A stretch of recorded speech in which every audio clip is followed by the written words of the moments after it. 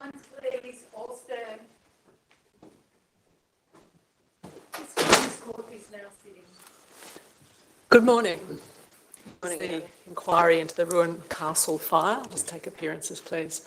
May it please the Court, Your Honour, my name is Ward. I appear with my learned friend, Mr Wilcox, as counsel assisting, Your Honour. Thank you, Ms Ward.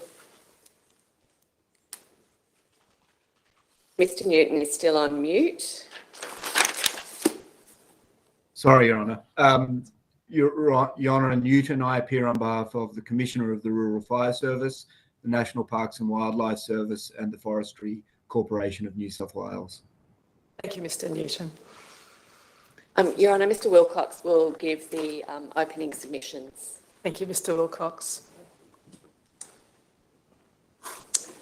This is the inquiry into the cause and origin of the fire known as the Ruan Castle Fire, which burns in the Cundabna Valley of the Blue Mountains National Park, likely originating sometime prior to 27 November 2019.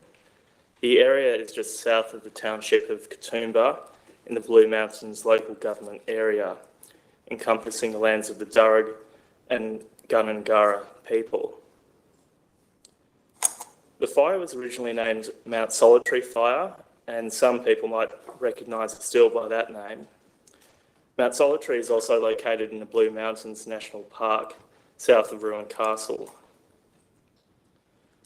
The phrase Ruan Castle refers both to a walking track through the national park and a natural rock landmark along the track. It is rugged country that there are popular hiking trails throughout the national park of varying difficulty, and Ruan Castle itself is popular with hikers for the view it affords over the Jamison Valley. The Ruan Castle fire ultimately burned for over 2 months and destroyed approximately 17,058 hectares of national park. Fortunately, there wasn't damage to residential property. However, the fire impacted heavily on the flora and fauna of that part of the Blue Mountains National Park, and there was damage to 6 huts at the Jemby Rinja Eco Lodge at Blackheath and various outbuildings.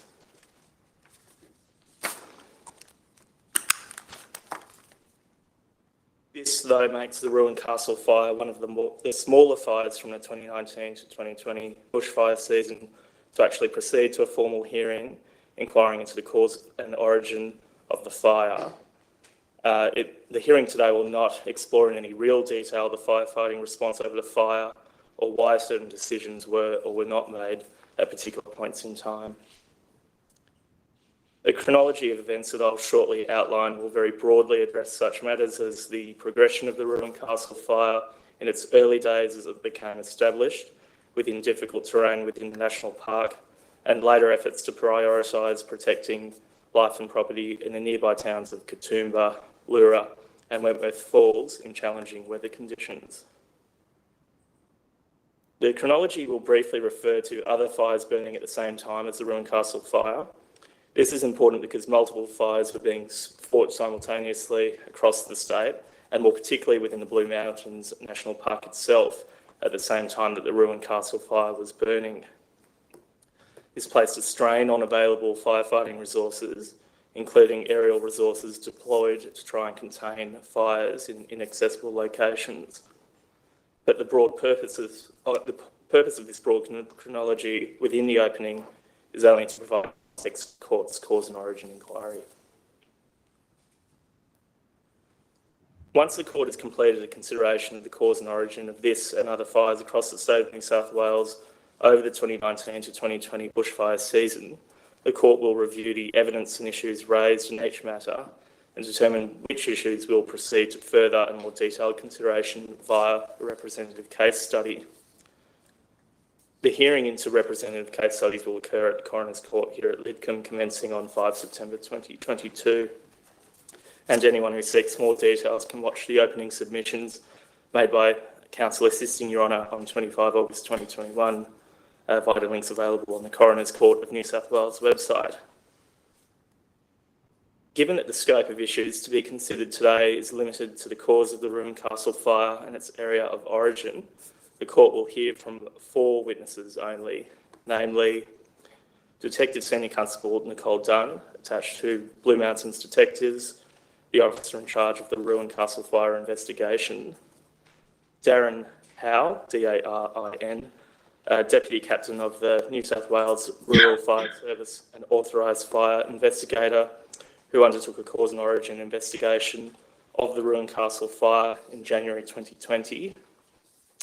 Lee Nolan, L-E-I-G-H, Team Leader at the National Parks and Wildlife Service, Greater Sydney Branch, who performed the role of Air Attack Supervisor in a plane which is identified as Bird Dog in the early stages of both the Ruin Castle fire and nearby Green Wattle fire. Ms Nolan took some early photos of the Ruin Castle fire and will be asked to orientate the court to the location of those photos and any landmarks that are visible in them. And finally, Nigel Holland, Senior Field Officer at the National Parks and Wildlife Service, who performed the role of Divisional Commander at the Ruin Castle Fireground. Mr Holland also took a series of photos in the early days of the Ruin Castle fire, and for part of the time, he was literally on the ground involved in early suppression efforts as part of the Remote Area Fire Team, or RAFT for short, made up of people from National Parks and Wildlife Service and Rural Fire Service. The Ruin Castle fire is believed to have commenced sometime prior to 27 November 2019.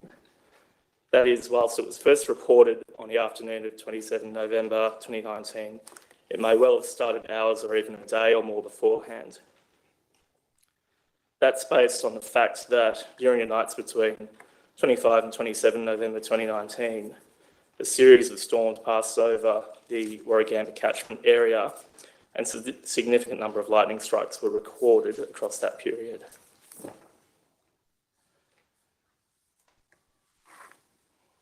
The court will now see a Google Maps satellite image of Ruin Castle and its surrounding areas. The Ruin Castle walking track commences just south of Katoomba near the Scenic World tourist attraction in the top left-hand part of the screen, and tracks south towards the elevated natural rock landmark, from which the track takes its name in the centre left of the screen. And then further southeast is Mount Solitary, where hazard reduction burns 12 to 18 months before the Ruin Castle fire are suggested to have played an important role in containing the fire that was to come. On the day of 27 November 2019, fire crews were already involved in fighting one other fire within the Blue Mountains National Park, being the Red Ridge Trail fire. The Greenwattle Creek and Gospers Mountain fires were both also burning in close proximity to this area. It was while combating the Red Ridge fire that crews became aware of a fire near Ruin Castle, detecting smoke from that location at 3:44 p.m. Observations from the closest automatic weather station at Mount Boyce show that the temperature at 3:30 p.m. on the 27 November 2019 was 23.8 degrees, relative humidity was 16%, wind speed was 11 kilometres per hour, wind direction 250 degrees, and wind gust 21 kilometres per hour. At this time, Lee Nolan was performing the role of Air Attack Supervisor, working on a nearby Greenwattle Creek fire, also known as the Lake Burragarang fire. This was the subject of an inquiry before Your Honour yesterday. On the afternoon of 27 November 2019, Ms Nolan was asked to fly over the Ruin Castle fire, reported earlier that afternoon, and provide a situation report as to the status of its fire and to take some photos. Ms Nolan knew that the remote location would make access difficult, and that in addition to any suppression efforts involving aerial resources, it would take specialist remote area fire teams to work on the fire on the ground the next day. The photograph on screen was taken by Ms Nolan on 27 November 2019, depicting the suspected ignition point of the fire. Your Honour might easily understand why Ms Nolan took the view that the remote location would make access difficult when Your Honour views that photograph. Additionally, around 4:30 p.m. on 27 November 2019, Brendan Wilson, Senior Field Officer for the Catchment Remote Area Fire Team of the National Parks and Wildlife Service, became aware of the fire at Ruin Castle. Around 4:50 p.m, Mr Wilson attended the fire scene in a Park Air helicopter, and at 5:20 p.m. observed a fire about 50 by 40 metres in size, which he confirmed on radio. At that time, because the fire had been detected within Blue Mountains National Park, the National Parks and Wildlife Service were responsible for coordinating suppression efforts. At 5:15 p.m, Mr Wilson and a raft crew were winched into the fireground by helicopter. They fought the fire with the assistance of helicopters, which were bucketing water, seeking to contain it. Mr Wilson and his team were winched out at 7:15 p.m, at which time he observed the fire to be very benign, with no active fire. The next day, morning of 28 November 2019, it became obvious the fire had breached containment lines overnight and fire and behaviour size had increased. Raft crews were again winched into the fireground and continued to fight the fire, assisted by water bucketing helicopters.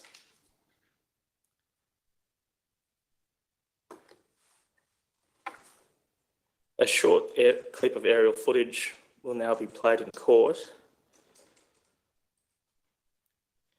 This footage was taken by the New South Wales Rural Fire Service and published on its Facebook page. It depicts the fire from various angles around 10:30 a.m. on 28 November 2019, that is the morning after it was first reported.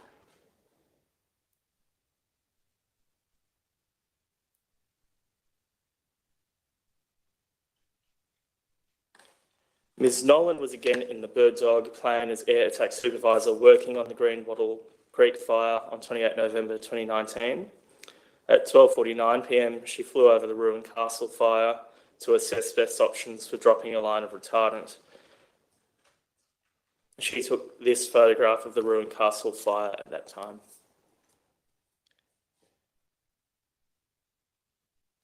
On the 9th of May 2022, Ms Nolan provided annotated versions of the above two images, which will now be displayed. The first one indicates a red circle around the Ruin Castle rocky outcrop, and she further provides, one moment, I'll just allow the second picture to be brought up as well. Again, demonstrating a red circle around the Ruin Castle rocky outcrop. She further provided a map of the area, which is now displayed, marked with a line indicating the ridge running down the middle. And Your Honour will see a notation of the Ruin Castle rock formation in blue on that screen and the track which runs through it. After the necessary consultations and safety precautions were followed, sometime after 3 p.m. and concluding by 3:40 p.m, Ms Nolan, as air attack supervisor, coordinated a very large aerial tanker to drop a line of retardant to contain the northern edge of Ruin Castle fire. The result of that image is now on screen, and Ms Nolan took that photograph at 3:43 p.m. on 28 November 2019, and she tells the court that the retardant line had the effect of visibly reducing fire behaviour along the northern edge of the fire. Aerial and raft ground crews continued to fight the fire over the days that followed, but encountered challenging conditions as the fire continued to grow, including lower than expected humidity overnight, and on 29 November to 30 November, there were also wind changes endangering ground crews. The image on screen is a fire progression map maintained by Rural Fire Service on the Incident Control Online or ICON system. It shows fires in the vicinity of the Ruin Castle fire as at 28 November 2019. The Ruin Castle fire should be visible at the top of the page in the centre, just south of the Lura township, where the solid black line is at the top of the page. The Greenwattle Creek fire can be seen in the centre of this page with a small orange shape. At that time, it was, as that orange shape demonstrates, significantly larger than the Ruan Castle fire. The Red Ridge fire is evident to the southeast of the Ruan Castle fire.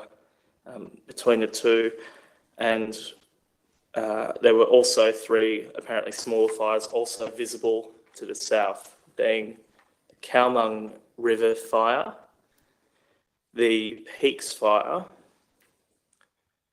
and the Kolong Stock Route / Urandery fire.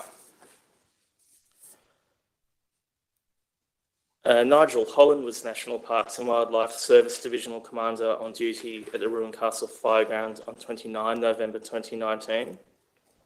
He was positioned in Castle Head, overlooking the fireground, reporting back to Katoomba Fire Control. Mr. Holland overruled a radio request by a Rural Fire Services firefighter requesting a very large air tanker drop a retardant line on the fire. He was concerned that raft crew who were already in place and working on the fireground would need to evacuate the scene to allow a drop of retardant to safely go ahead. That would have removed the team from the important ground firefighting for 2 hours, and what was really needed, in Mr. Holland's view, was at least 2 more water bucketing helicopters. Mr. Holland took a series of photographs from his position at Castle Head on 29 November 2019, and he was overlooking the entire ruined castle fire scene. The image on screen shows the state of the fire as at 11:50 a.m. on 29 November 2019. In a further image taken the same day at 5:27 p.m. on 29 November 2019, which is now displayed, firefighting efforts had made a significant impact on the fire, with smoke visibly reduced. Mr. Holland has written in a caption at the top of that page that the fire was almost under control by that time. The next day, on 30 November 2019, Mr. Holland returned to Castle Head, overlooking the fireground, and fire activity had increased overnight. Mr. Holland believes that due to the extreme circumstances of the fire season, resources were stretched so thin that it made it very difficult to adequately attack the Ruan Castle fire, and had more air and ground resources been available, the fire could have been contained within days.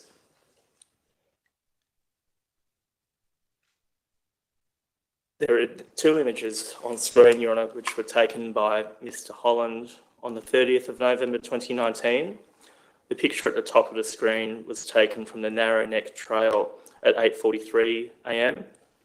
and the image at the bottom of the screen was taken from Castle Head at 10:26 a.m.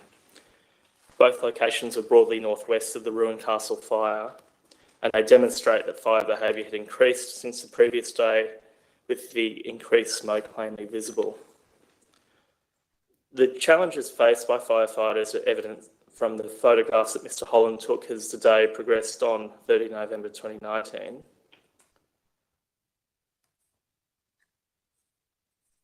Here are 2 more images. The top photograph taken at Castle Head at 3:12 p.m. The bottom photograph taken from that same location at 4:18 p.m. with the smoke and flames having increased over the space of that hour. This next image is the final photograph taken by Mr. Holland on 2019, again at Castle Head at 4:38 p.m. that afternoon. Having regard to the visible smoke, it plainly shows the bushfire had taken a significant run across the day.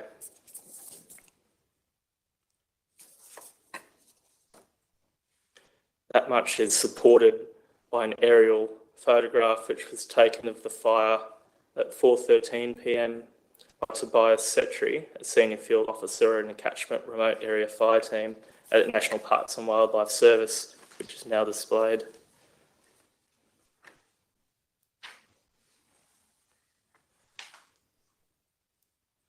On the next day, 1 December 2019, the fire broke containment lines under strong westerly winds and quickly spread in all directions due to swirling winds in the valley. Efforts to bring the fire back under control were unsuccessful, and due to the threat of fire on properties on the southern edge of Leura, Wentworth Falls and Scenic World, where a sprinkler system and Fire and Rescue New South Wales teams were working to protect that particular asset, at 4 p.m. a declaration was made under Section 44 of the Rural Fires Act 1997, with the result that the management of the fire came under the responsibility of the Rural Fire Service. Nigel Holland and his raft crew of 14 National Parks and Wildlife Service and 6 Rural Fire Service firefighters walked in to continue remote suppression efforts. They had some early success putting in a hard line from the Federal Pass walking track through to the cliff line below Castle Head. A hard line is created by raking leaves and sticks down to mineral earth, creating a break in ground level fuels. However, the fire swung around in the early afternoon and the crew were forced to retreat onto black ground, which is already burnt ground. This was likely to be safer than being on unburnt ground surrounded by fuel, but of course was not entirely safe, as the crew had to scan surrounding trees because many large fire-damaged trees were falling in the vicinity. Mr. Holland says, "We could not safely walk out, and it was by that time too windy for safe helicopter extraction. So I, in consultation with the crew, decided to find a safer location clear of falling trees that was more comfortable to spend the night." A smaller group trekked out looking for a safe zone along the Federal Pass, heading towards Mount Solitary, but could not find anything suitable. Although the area had been the subject of a hazard reduction burn only 12 to 18 months prior, there was still enough leaf litter to fuel the fire. A decision was made to try for ruined castle itself as a possible refuge.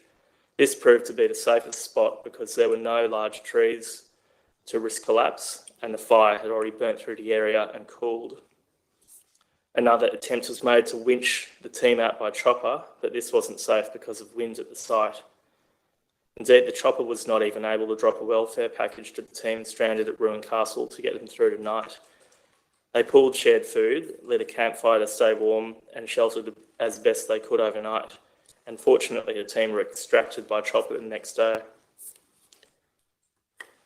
On screen now is a fire progression map from 2 December 2019. It shows how the Ruin Castle fire had grown in size over a few short days, although dwarfed by the much larger fires to the south.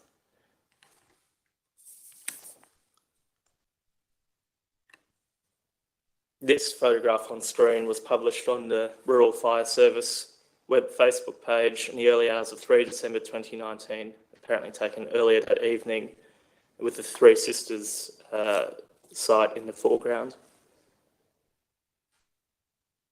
The fire continued to grow throughout December, spreading into the Megalong Valley. Its spread is reflected in some fire progression map images representing the fire between 2 December 2019 and 28 December 2018.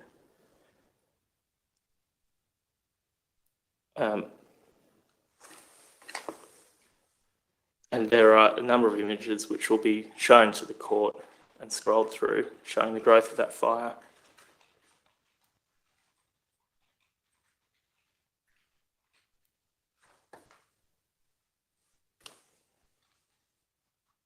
The Ruin Castle fire only moderated on 20 December 2019 and progression was made on containment. By the end of 28 December 2019, it was contained, and on 5 January 2020, the fire was downgraded to a patrol status, meaning that the incident management team was satisfied with the containment of the fire and patrol was conducted by air and ground crews. On 19 January 2020, the Section 44 declaration was revoked, and on 1 February 2020, the fire began to stop spreading.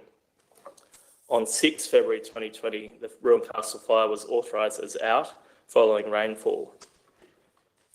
The Ruin Castle fire burned an estimated 17,058 hectares over 72 days. By November 2020, the National Parks and Wildlife Service had spent over $400,000 in recovery works as a result of the Ruin Castle fire, and an additional almost $300,000 in recovery works was expected.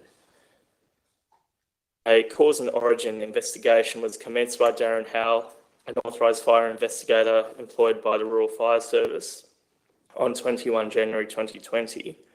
It's important to note this was almost 2 months after the fire started, sometime prior to 27 November 2019. On 21 January 2020, Mr. Howell attended the RFS Fire Control Centre at Katoomba. He was advised against attending the suspected scene of ignition on foot due to the danger of falling trees. Fallen trees had blocked walking tracks in several locations, and additionally, it was a 4 or 5 hour return hike to the suspected area, point of origin. A helicopter was made available, and on 22 January 2020, Mr. Howell performed an aerial observation of the suspected origin of the fire. Based upon information drawn from Mr. Wilson's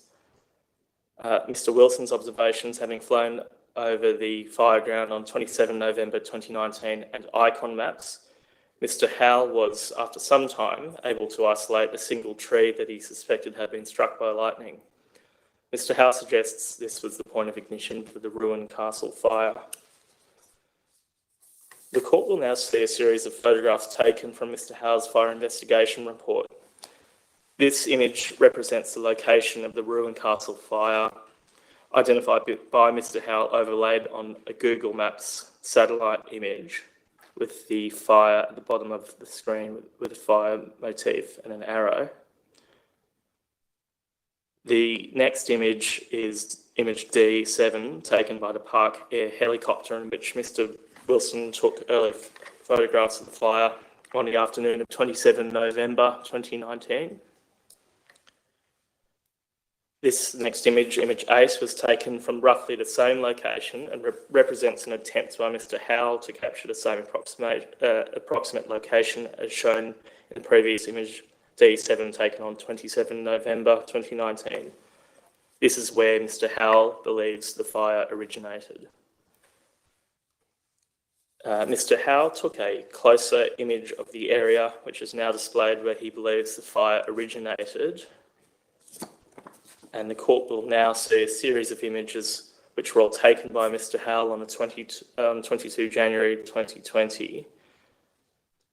The first one shows close-ups of a blackened tree, which he suggests to the court is a tree which was struck by lightning and eventually caused the Ruin Castle fire to ignite. Again, an image of that blackened tree and its surrounds.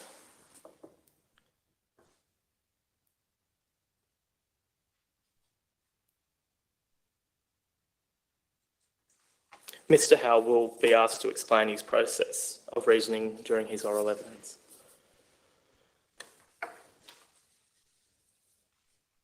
The next image is a map from ICON showing the suspected origin of the fire on 27 November 2019. The court might be able to see Castle Head, a distance north from the ignition point, where the pink trail makes a hairpin turn at the top left of the page. That is where National Parks and Wildlife Service Divisional Commander Mr. Holland positioned himself on 29 to 30 November 2019 and took some of those photographs that the court was shown earlier. This image is also from an ICON map, which shows the spread of the fire on 28 November 2019. And finally, the next image is an ICON map showing a slightly further spread on 29 November 2019. Due to the rugged bushland national park in which the fire started, Mr. Howell was able to eliminate other potential causes of the fire, including power lines, railway lines, burning debris, campfire, smoking, or suspected human involvement. And again, this will be explored with Mr. Howell during his oral evidence. When Mr. Howell concluded the Ruin Castle fire was most likely caused by a lightning strike, he did not have detailed lightning strike data available to him. On the 4th of May 2022, Mr. Howell provided a further statement after consideration of fire progression mapping and lightning strike data as prepared by the New South Wales RFS Predictive Services Unit. Mr. Howe confirmed that the information supports the conclusion he had already reached, namely that the Ruin Castle fire was caused by a lightning strike to a degree at grid reference GPD 494-613 WGD UTM/UPS, which is south 33 degrees 45 minutes 31.5 seconds by east 150 degrees 17 minutes and 40 seconds. Now depicted is the fire progression mapping of the fire for 28 November 2019, with lightning strikes recorded for the period 11 a.m. on 25 November 2019 to 11 a.m. 26 November 2019 overlaid, which is next to Mr. Howe's further statement. Within the brief are other small human dramas that will bring this fire back to a human scale. For instance, according to one police document, on the day the fire was first observed, a local man entered a national park with the intention of camping for several weeks. At the time he had entered the park, the fire had probably commenced already, but had not yet been reported. So he was not to know that he was walking into danger. Investigations into his likely whereabouts commenced as the fire continued to burn, with plans in early December to deploy a police rescue team to search for him. Coincidentally, the man contacted 000 on 3 December 2019 when the fire blocked his exit from the remote camp where he had been staying. Ground crews from the Police Rescue and National Parks and Wildlife Service were inserted by helicopter and located him, and he was safely airlifted back to Katoomba without injury. That is just a small but nonetheless important snapshot of how this fire had small but nonetheless important impacts on a human level. I tend to the Ruin Castle brief of evidence. Yes, thank you. That will be Exhibit 53A. Thank you, Mr. Wilcox.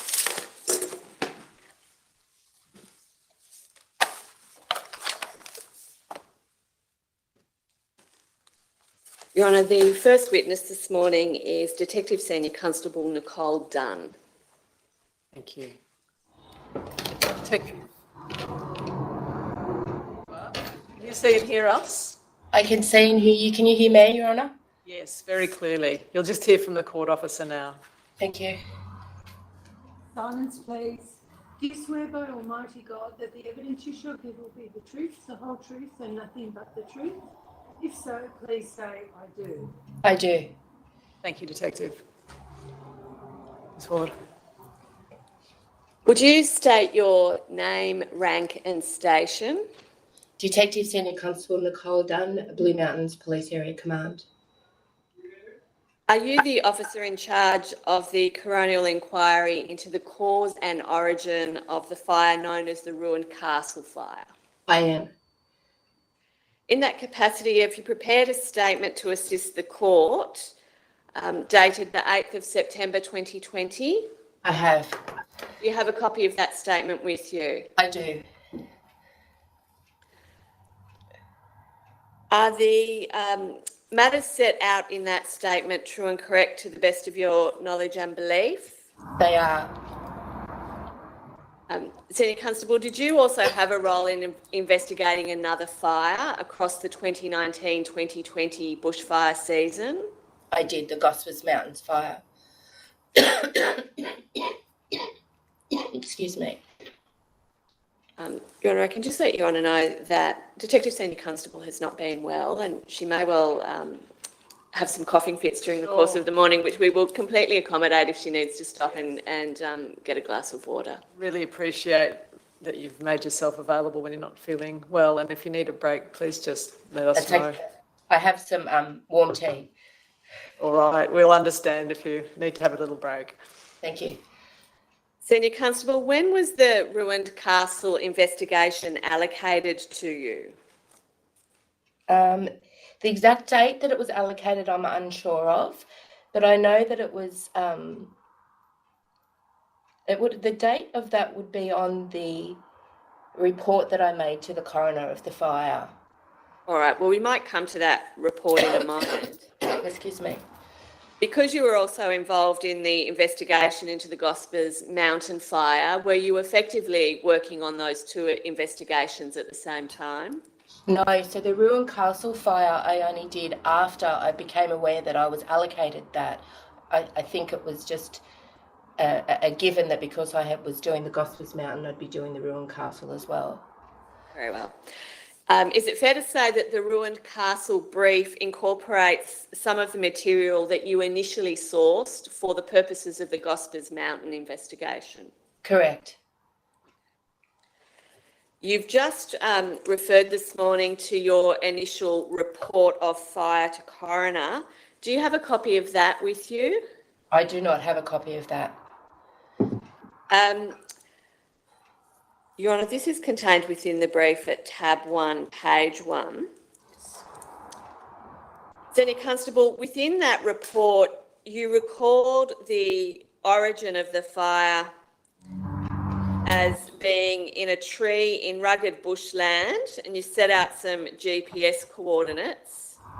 Correct. And you recalled the cause of the fire as being lightning strike. Do you remember doing so in the report? That is correct. Is the origin and cause that you propose within that report primarily based upon an opinion later expressed by Darren Howell, the RFS fire investigator? That is correct. Have you yourself attended upon the Ruined Castle hiking trail within the national park? No. Within that report, Senior Constable, you provide the circumstances of the fire. You set out on page 2 a reference to a lightning strike having struck a tree in January of 2019. Can I suggest to you that the date on which we are most concerned about a lightning strike is November of 2019, not January? That's correct. So we can just make that small amendment to the report of fire to coroner, correct? Correct. I'm going to ask you a series of questions now to help orientate the court to the scene of the fire, and we'll have various extracts from your statement brought up on screen. Okay. But if it assists you to look at them in hard copy in the statement you have with you, please do so. Okay. All right. Firstly, we're going to have the satellite map from page 5 of the brief brought up on screen. Can you see that, Senior Constable? I can. And is that a satellite map that you sourced from Google Maps Correct. to include within your statement? Correct. Are the townships of Katoomba, Leura and Wentworth Falls visible towards the top of that satellite map? They are. Is the road marked A32 at the top of the map the Great Western Highway? It is. How close did this fire actually get to impacting upon the townships of Katoomba, Leura or Wentworth Falls? The actual fire itself, you can see where it says Scenic World. Yes. So within there that's the Skyway and the Scenic World. To my knowledge, that was backburning that had been done by either the national parks or the RFS. But the actual fire itself, the Ruined Castle fire, didn't itself impact on the townships. Does that make sense? It does. No properties were lost as a result of the fire, no residential properties. No, there was no residential properties lost. And presumably those communities were badly affected by smoke, but otherwise no impact upon infrastructure beyond some buildings lost at an Echo Lodge in Blackheath and some other outbuildings. That's correct. Now, you've referred to the Scenic World icon visible on that map. Yes. That's a tourist attraction just south of Katoomba, isn't it? That is correct. There is a skyway and there is a railway where you can go down into the valley. And then just to the left-hand side of this map is the icon showing the ruined castle walking track. Do you see that? Yes. Do you know where the ruined castle walking track actually commences at its northernmost reach? I think it's off. It might be off Glen Raphael Drive or similar. But if you're not sure, would you just say No. so? Yeah, no, not 100% sure. All right. And do you know, does that walking track then carry on down past the ruined castle natural rock formation, which is shown on the map? Yes. And does that walking track then head down towards Mount Solitary? Correct. Do you know where the ruined castle walking track ends? No, I don't. Is the track largely within the Kadumba Valley?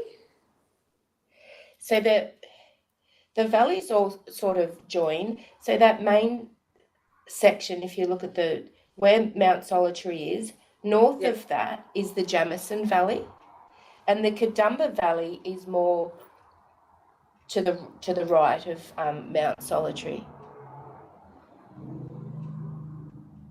But it's sometimes you refer to it as Kadumba, sometimes it's Jamison. Does that make sense? All right. So are you saying that these two valleys perhaps meet somewhere and people can use the names interchangeably, Jamison or Kadumba? Some people do, yes. Presumably there are other national park walking trails within this valley, however described. Yes.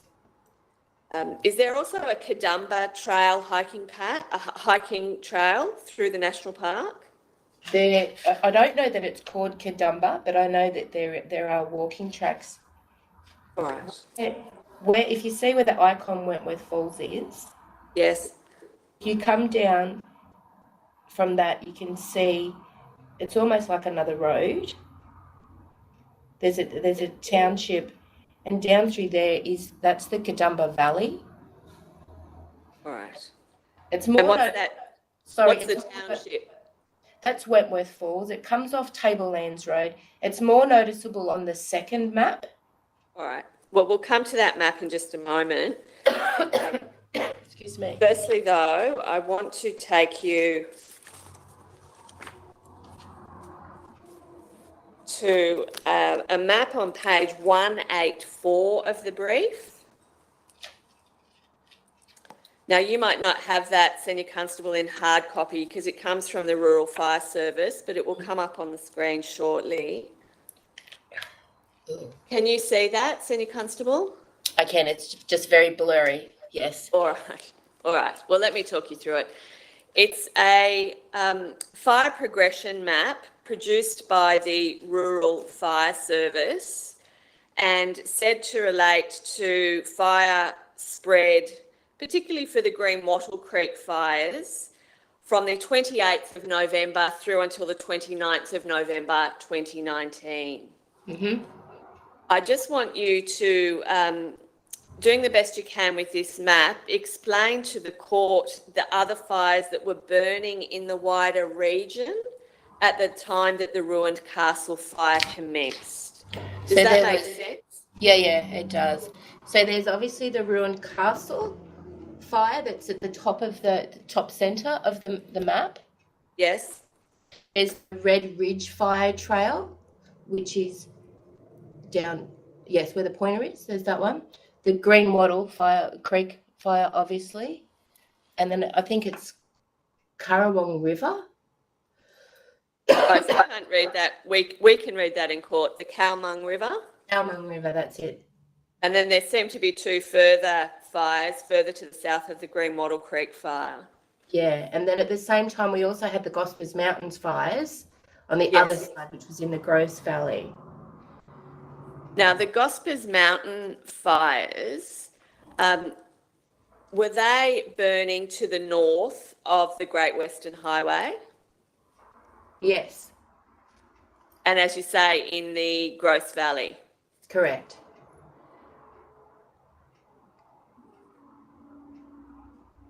Were there other fires north of the Great Western Highway also burning at the time that the Ruined Castle fire was burning?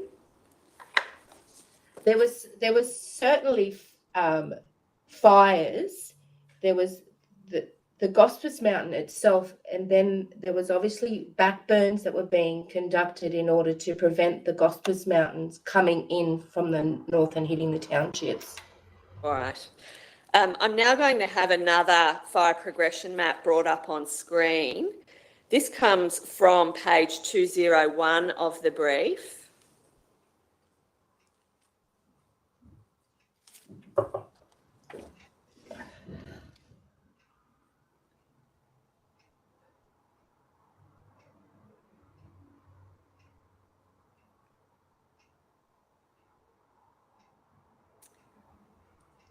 Now, again, is that a little blurry for you, Senior Constable? Yes, it is. I'll just get closer. Sorry.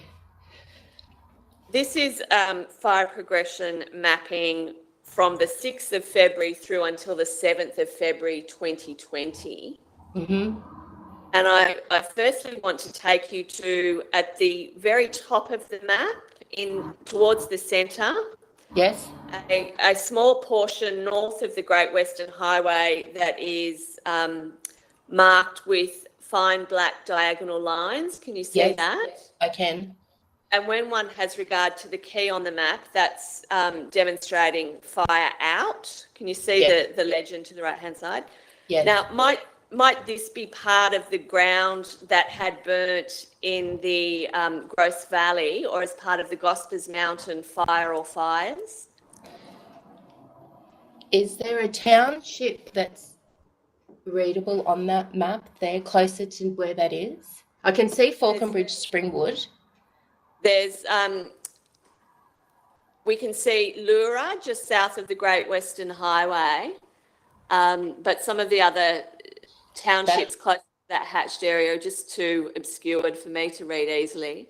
Yeah, So if you that'll be Blackheath area, Mount Victoria, and Medlow Bath. Coming down then on that map to the area that is shaded in the orange to sort of peach tones. Yes. Do you see that to the east of the Ruined Castle fire, there's a fire called the Erskine Creek fire? I do. Were you involved in any investigation into that fire? No, I wasn't. And then you can see, can you, below the Ruined Castle fire, a very large footprint left by the Green Wattle Creek fire. I can. Now, it's the case, isn't it, Senior Constable, that the Ruined Castle fire and the Green Wattle Creek fire, it commenced independently of each other. Yes. They did, though, both burn across late November through until the early period of January and February 2020. Would you agree with that? I do. And those two fires were managed separately, one from the other, in terms of having separate incident management teams. Is that right? I did. This map suggests that although the fires were separately managed and never marked as having coalesced or joined, this map suggests that they virtually joined when one looks at the area actually burnt out through the two fires. Do you agree with that? I do. There's the possibility, isn't there, that there was virtually no unburnt ground left between the northern reaches of the Green Wattle fire and the southern reaches of the Ruined Castle fire? That is correct. On this map, it's hard to really see the boundary between the Ruined Castle fire and the Green Wattle Creek fire. But I'm wondering if there is some sort of river or water course that might separate the two fire grounds as recorded on that map. Between the Erskine Creek and the Green Wattle there, you can see that large water area. Yes. To my knowledge, that comes off McMahon's Lookout, which is almost Warragamba Dam. Okay. Now, there are rivers that run into all of that, obviously, Yes. or creeks.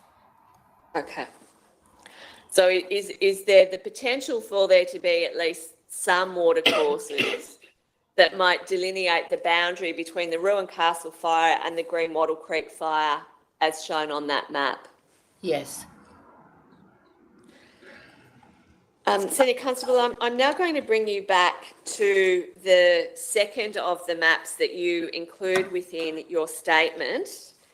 This is on page 6 using the red page numbering, or page 4 of 47 using your original numbering. Yes, I have that. You have that? All right. Now, again, just to orientate us to the scene, you say in your statement that this is a satellite map showing the Jamison Valley and the Gadumba Valley. Yes. Could you just roughly explain to the court where those two valleys are evident from that map? So you can almost see the ridge line. If you go to the top left, you can see there's almost like a circular part. You've got Katoomba, and if you come straight down and then go across to the left, that's the Scenic World and Narrow Neck area. Yes. And then there's a ridge line that runs out to that larger mass in the centre there. Yes. That larger mass there is Mount Solitary. And then if you come down to the bottom right of the map, it's almost like a cleared section. That's actually in the Gadumba Valley. So that's a farm that's called Gadumba Farm. So is that the almost cleared area in the bottom right-hand corner? Yes, right where Where the marker is? Yeah. So that's the Gadumba. So the Jamison, to my knowledge, is almost that centre section in there. Gadumba would almost start, if you draw a line directly across from Mount Solitary across to the right, you can access down into the Gadumba Valley through there. That's called Tablelands Road at Wentworth Falls. And you can come down into the Gadumba Valley. Does Tablelands Road come off the Great Western Highway up near the Wentworth Falls Township? Yes, it does. And you can follow that all the way out to McMahon's Point, which then you can see the Warragamba Dam. Are these two valleys, or at least that part of those valleys, evident in this photograph within the Blue Mountains National Park? They are, yes. Very well. Senior Constable, are you able to estimate how long it might take to walk from the start of the Ruin Castle Trail to the Ruin Castle Lookout? I'm sorry, I can't. Right. Is it fair to say that it's not at all unusual for there to be hikers walking along the trails that are open within the Blue Mountains National Park at large? It's a very, very, very popular. And there are trails available for hikers if they have the interest, the time and the fitness to hike along the Ruin Castle trail towards the Ruin Castle landmark. Is that right? Yes. We know that sometimes the National Parks and Wildlife Service will close hiking trails within national park areas if there's a particular risk for hikers or the public. You're familiar with that phenomenon? Yes, I am. Do you know whether the Ruined Castle Trail remained open to hikers in the period from 25 to 27 November of 2019? And by that I'm focusing on the period before the Ruined Castle fire being notified as going. To my knowledge, it was open. Therefore, tell me if you agree with this, people could legitimately be hiking through that part of the national park in the lead up to the fire first being observed. That's correct. Senior Constable, can I ask you to turn to page 1 of 47 in your statement, and it's page 3 using the numbers within the brief. Yes, Do you see at the bottom of that page, you provide an overview of the occasion in which the fire was first reported? I do. I just want to ask you some questions about that first notification of the fire. Yes, You say that it was on the 27th of November 2019 at 15:44 that Yes. smoke was detected within the bushland near the landmark. Do you see that? I do. Do you know who first reported that smoke at 15:44? No, I do not. Do you know who that report was made to? No, I do not. Her Honour has other evidence available in the brief suggesting that fire crews who were already responding to the Red Rock fire observed smoke in the vicinity of ruined castle. Are you aware of that early report from fire crews tasked to another fire within the national park? No. If we then come over, please, to page 2 of 47, Yes. which is page 4 of the brief. I'm sorry, Senior Constable, it actually starts at the bottom of the previous page, the page we were just on. You refer to National Parks and Wildlife Service helicopter at 17:20 on Yes. the 27th of November, flying over the area and detecting smoke. Do you see that? I do. Do you know whether the National Parks and Wildlife Service helicopter was tasked to investigate reports of smoke in the vicinity of ruined castle No, I do leading not. to that photo? No, I do not. You just don't know? No. Okay. I'm next going to have some photos brought up on screen, Senior Constable, that were taken by the air attack supervisor from the National Parks and Wildlife Service later that evening. So this is after 1800 hours that evening. And Your Honour, this is taken from page 86 of the brief. It's a photo taken by Lee Nolan. Senior Constable, can you see that photo on screen? I can. Right. And I'm not sure if it's clear enough to detect on your screen, but Her Honour understands that the ruined castle rock formation is visible in this photo, slightly to the left of the smoke plume. Are you able to see it from the photo as displayed on your screen? Yes. And would you agree that that's, although at quite a distance, a photograph of the rock formation known as Ruined Castle, Yes.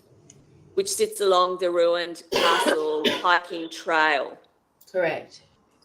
And at least for this part of the trail seems to follow along the ridge line towards the rock formation. Is that right? That's correct.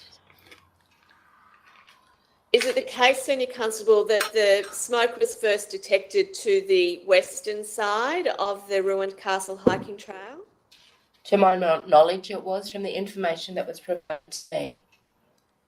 And it follows, doesn't it, that you understand that the fire is believed to have commenced to the western side of that trail? Correct. Now, at least from this photo, Senior Constable, there seems to be a little distance between the trail along the ridge line and the visible smoke plume off to the right. Would you agree with that? I do agree. Do you know if there are any smaller or less defined trails that might link Ruined Castle to this area of origin, suspected origin for the fire to the west of the trail? I do not, I'm sorry.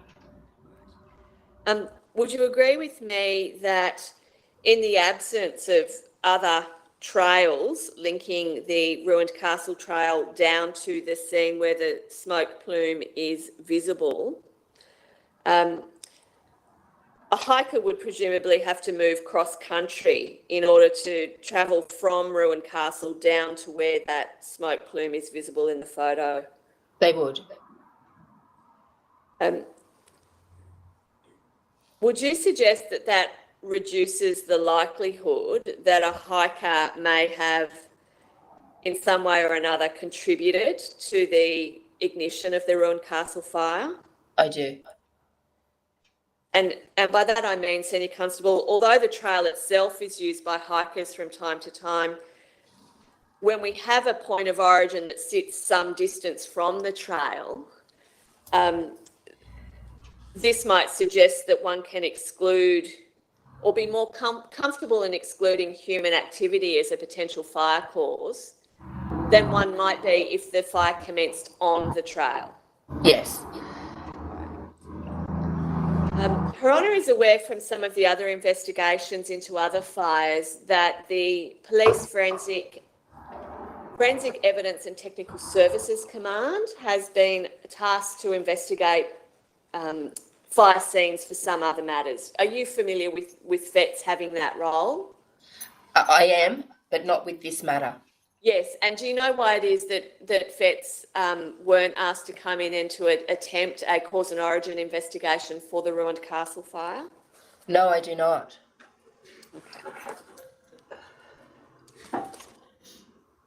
Now, could you please, Senior Constable, turn up page 11 of 47 from your statement, which is page 13 of the brief? Yes. You're aware, aren't you, that Deputy Captain Howell has conducted a fire investigation on behalf of the Rural Fire Service? Yes, I am. And he's excluded a number of potential causes, which Yes. you then refer to on this page of your brief in the last paragraph above the annexures at the bottom of the page. Do you see that? I do. All right. I just want to give you an opportunity to respond to each of those potential causes in light of the evidence you've just given about the location of the point of origin for the fire being some distance from the actual ruined castle hiking track. In light of that evidence, do you agree with Mr. Howell that the court could exclude campfire as a potential cause? I do. Smoking? Yes. And then moving on, debris burning, equipment use, or suspicious causes? Yes. And what about juvenile fire play, or obviously the presence of power lines can be excluded? Definitely power lines can be excluded. And yes, I agree with the juvenile play and malicious. And Senior Constable, are you prepared to exclude those potential causes, even though no one has had the opportunity to physically examine the scene at ground level? Based on the documentation and that I was provided with,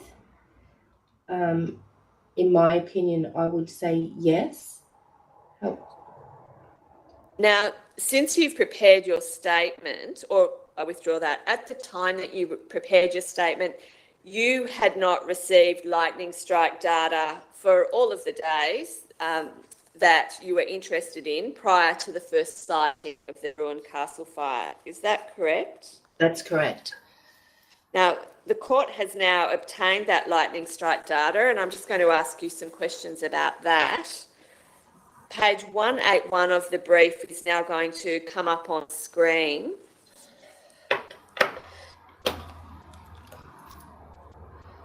Now, Senior Constable, I don't know if you've had an opportunity to look at this fire progression mapping with lightning strike data mapped across it. Have you seen this document before? I can't give you a definitive no. There is a possibility that it was part of the package that was sent to me. It's quite blurry. It is blurry, but if we do the best we can, do you Okay. see, Yeah. see in the middle of the screen, there is a khaki and yellow shaded area I do. that is the ruined castle fire progression mapping as at 28 November 2019. And we'll just Yes. have the cursor circle it so we're talking about the same thing. You can see that clear enough? I can. All right. If you'll just accept from me that there are 3 lightning strikes broadly in the vicinity of that shaded area, and one of those 3 in particular seems to fall right within the coloured area on that fire progression map. Are you able to see that map in that sort of detail for yourself? I can. I think they're indicated by numbers. Would that be They correct? are. Yes, I can see that clearly, very clearly. On my reading, one of the strikes that ends in the number 1362 Yes, seems to fall within the shaded area. correct. All right. And then if we come down to just to the south of those 3 strikes, can you see the diamond shape with the fire icon below the words Mount Solitary? I can. And according to the legend of the map, that little icon represents fire. Uh-huh. Do you see that? I do. And that seems to have a lightning strike also very close to that point, ending in the figures 1340. Do you see that? I do. Would you agree that this map seems to raise the possibility of 3 to 4 lightning strikes in the general vicinity of the area of origin for the ruined castle fire? I do. And this mapping seems to suggest that because the lightning strikes occurred on the 25th or 26th of November, this map seems to raise the possibility that the fire might have started at that time and only became visible on the 27th of November. Do you accept that as a possibility? I do. So that the fact that the fire was reported as going on the 27th of November doesn't inevitably mean that the fire started that day. That's correct. Now, if we then take this fire progression and lightning strike mapping and factor that into your overall opinion, does your opinion remain that the most likely cause of the ruined castle fire was lightning strike? I do. And does your opinion remain that the area of origin was most likely remote bushland to the west of the ruined castle walking trail? I do. Excuse me. Your Honour, those are my questions for the Senior Constable. Mr. Newton, do you have any questions? I have no questions, Your Honour. Thanks very much, Detective. Thank you. Hope you feel better soon. Oh, thank you very much.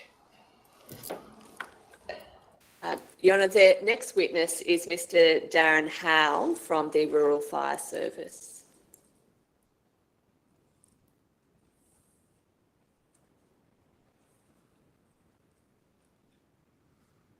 Mr. Howell, can you see and hear us?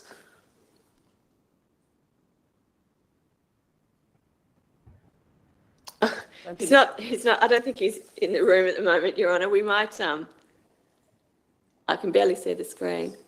Your Honour, I might have to send an email to my instructing solicitor to chase down Mr. Howell. That's all right. Well, we could take the early morning adjournment. Yes, Your Honour. If we adjourn now and resume at 11:45 for Mr. Howell. Oh, here he is. Sorry. Here he is. Mr. Howell, can you see and hear us in the Yes. courtroom? Yes, I All right. can. We'll just hear from the court officer now. Thank you. Please. Do you swear by Almighty God that the evidence you shall give will be the truth, the whole truth, and nothing but the truth? If so, please say, I do. I do. Thank you. Yes, Ms Ward. Thank you, Your Honour. Would you state your name and professional address? My name is Darren Charles Howell, and I'm located at the Fire Control Centre at Macarthur. Mr Howell, are you also an authorised fire investigator for the Rural Fire Service? That's correct. I'm an authorised structural and wildfire investigator. Thank you.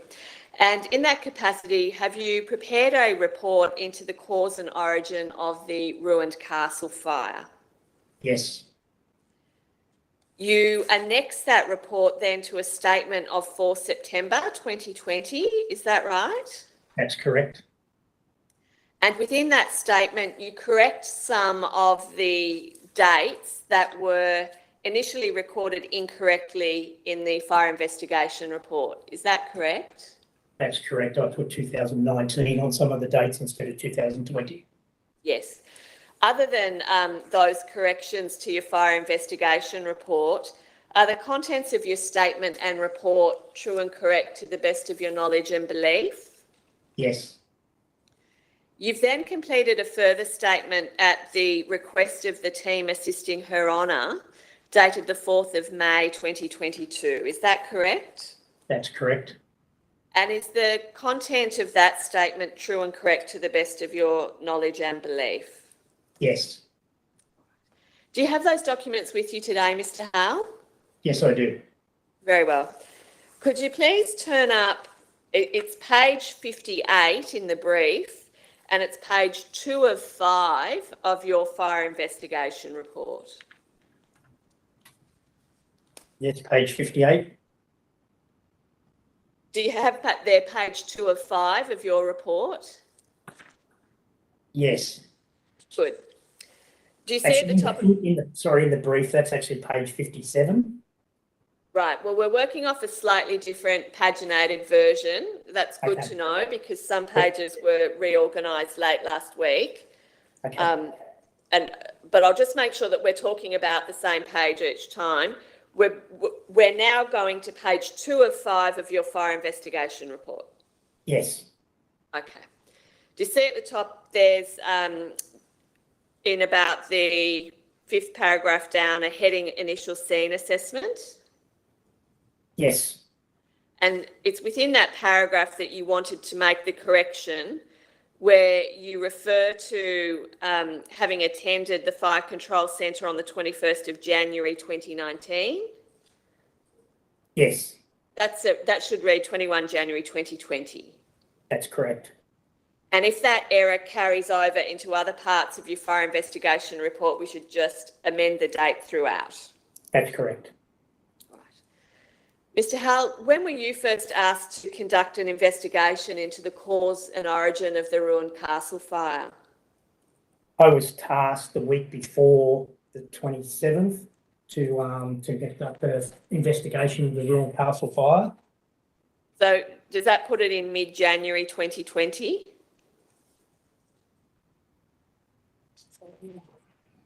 My handwritten notes. Yes, that's correct. All right. You say within your report that you travelled to the Fire Control Centre in Katoomba and you had a discussion with the RFS and National Parks representatives who advised you against proceeding to ruin Castle on foot. Do you recall saying that? Yes, that's correct. And what were the main reasons for that? The tracks were actually partly destroyed. There's steps in the track, wooden steps, so they were partly destroyed by fire, and also the danger of unstable trees possibly falling. You say in your statement it would also be a 4 to 5, I'm sorry, it's not in your statement, it's in your report. The paragraph on the initial scene assessment, 4th line from the bottom, it would also be a 4 to 5 hour hike in and out. Do you see that? That's correct, yes. And is that 4 to 5 hour hike a round trip, or are we talking about 4 or 5 hours in, conduct the scene investigation, and then 4 or 5 hours out? That's correct, 4 to 5 hours in, and then conduct the investigation and 4 to 5 hours out. And that information I obtained from National Parks. Do you know from your discussions with others in the Rural Fire Service or anyone at National Parks and Wildlife, whether anyone had attempted to trek along the ruined castle track by that point in time? No, I just went on advice from National Parks. I mean, presumably they had enough intelligence to know that at least some of the steps had been destroyed by fire. That's correct. And I'll withdraw that.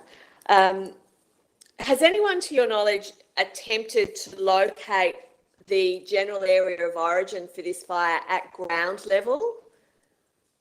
No, not to my knowledge. You say in your fire investigation report, do you see under the heading of investigation, Yep, that you were able to use an RFS map and a photo taken by Park Air helicopter? that's correct. And that information was fed into your investigation because it gave you an initial starting point for a scene investigation. Is that right? That's correct. Our initial plans, once we couldn't walk in, our plan was to actually fly in by helicopter and winch in. And that was unable because the aircraft that we had that was tasked for us that day was only a single engine aircraft. So therefore, the only other option we have is to do the investigation from the sky. And in fact, you say in your report that some of the helipads that were ordinarily used to by firefighters were unusable within the field of the fire. Is that right? There was one helipad about 40 minutes walk from the actual point of ignition, or a rough point of ignition, Yes. but that had been deemed unsafe by National Parks and they wouldn't let a helicopter land there. Otherwise, we could have landed and went in by foot. And was it deemed unsafe, do you know, because it had been destroyed by fire, or was it again the possibility that fire damaged trees could fall? I'm unsure. It was just Parks told us we couldn't use it, so we weren't allowed to use it. Very well. I'm going to now ask you to turn to image D7, which is page 73 of the brief, page 65 in the old numbering. And we might have that brought up on screen. Yep. Is this the photograph that you used from, originally taken from a Park Air helicopter to help you centre your initial investigation? Yes. There don't seem to be distinguishing landmarks within the photograph, but there are GPS coordinates recorded at the top. Is that right? That's correct. And were you able to use those GPS coordinates to direct the appliance you were in to fly to that scene? Yeah, we actually used our helicopter to position ourselves as close as possible as we could as to the position of the Park Air helicopter that took this photo, and then that could give us a projection of where we're looking at that first initial point of ignition. This So photo we- doesn't... Sorry. No, I'm sorry, you go on. We use the GPS to locate the actual position, and then the degrees will tell you what direction you need to face. And then we roughly try to sit about the same height off the canopy with our aircraft as the Park Air aircraft was. And then we could project a line roughly to where the estimate place of that ignition point was. All right. We'll come to your photos from the scene in a moment, but this photograph itself doesn't really give a perspective as to the gradient of the terrain there. Can you tell Her Honour, was the area where we think this smokestack burnt, was it down slope from the ruined castle hiking trail itself? Yes, it should have been west of the walking trail. Yes, so west, but I'm also keen to know whether the trail itself was sitting along a ridge line and this area where the smoke was first observed was lower down towards the valley off the ridge. Yeah, I can't. I'm pretty sure it was lower down, but I can't state that for sure. All right. Are you able to... Sorry. No, you go on. We targeted on an area where we looked at differential burn. So we looked at an area where there was a lot more burn than the other areas. So therefore that gave us pretty well close to where we could line up with the aircraft using their coordinates. We could find an area where there was a differential burn. So there was a lot more burn in that specific area than the surrounding area, which once again could give us an indication that that's where the initial fire started. I might just have that photo removed. Thank you. When you're talking there about differential burns, are you using those burns as essentially a macro indicator that you can see from air? That's correct. Very well. Just before I come then into those macro indicators, is there any way for you to estimate for Her Honour the distance between this GPS point that you used as your initial marker and the ruined castle hiking trail itself? No, because this was, we concentrated ourselves just on the point of ignition. So no, I didn't measure the distance from the walking trail to the point.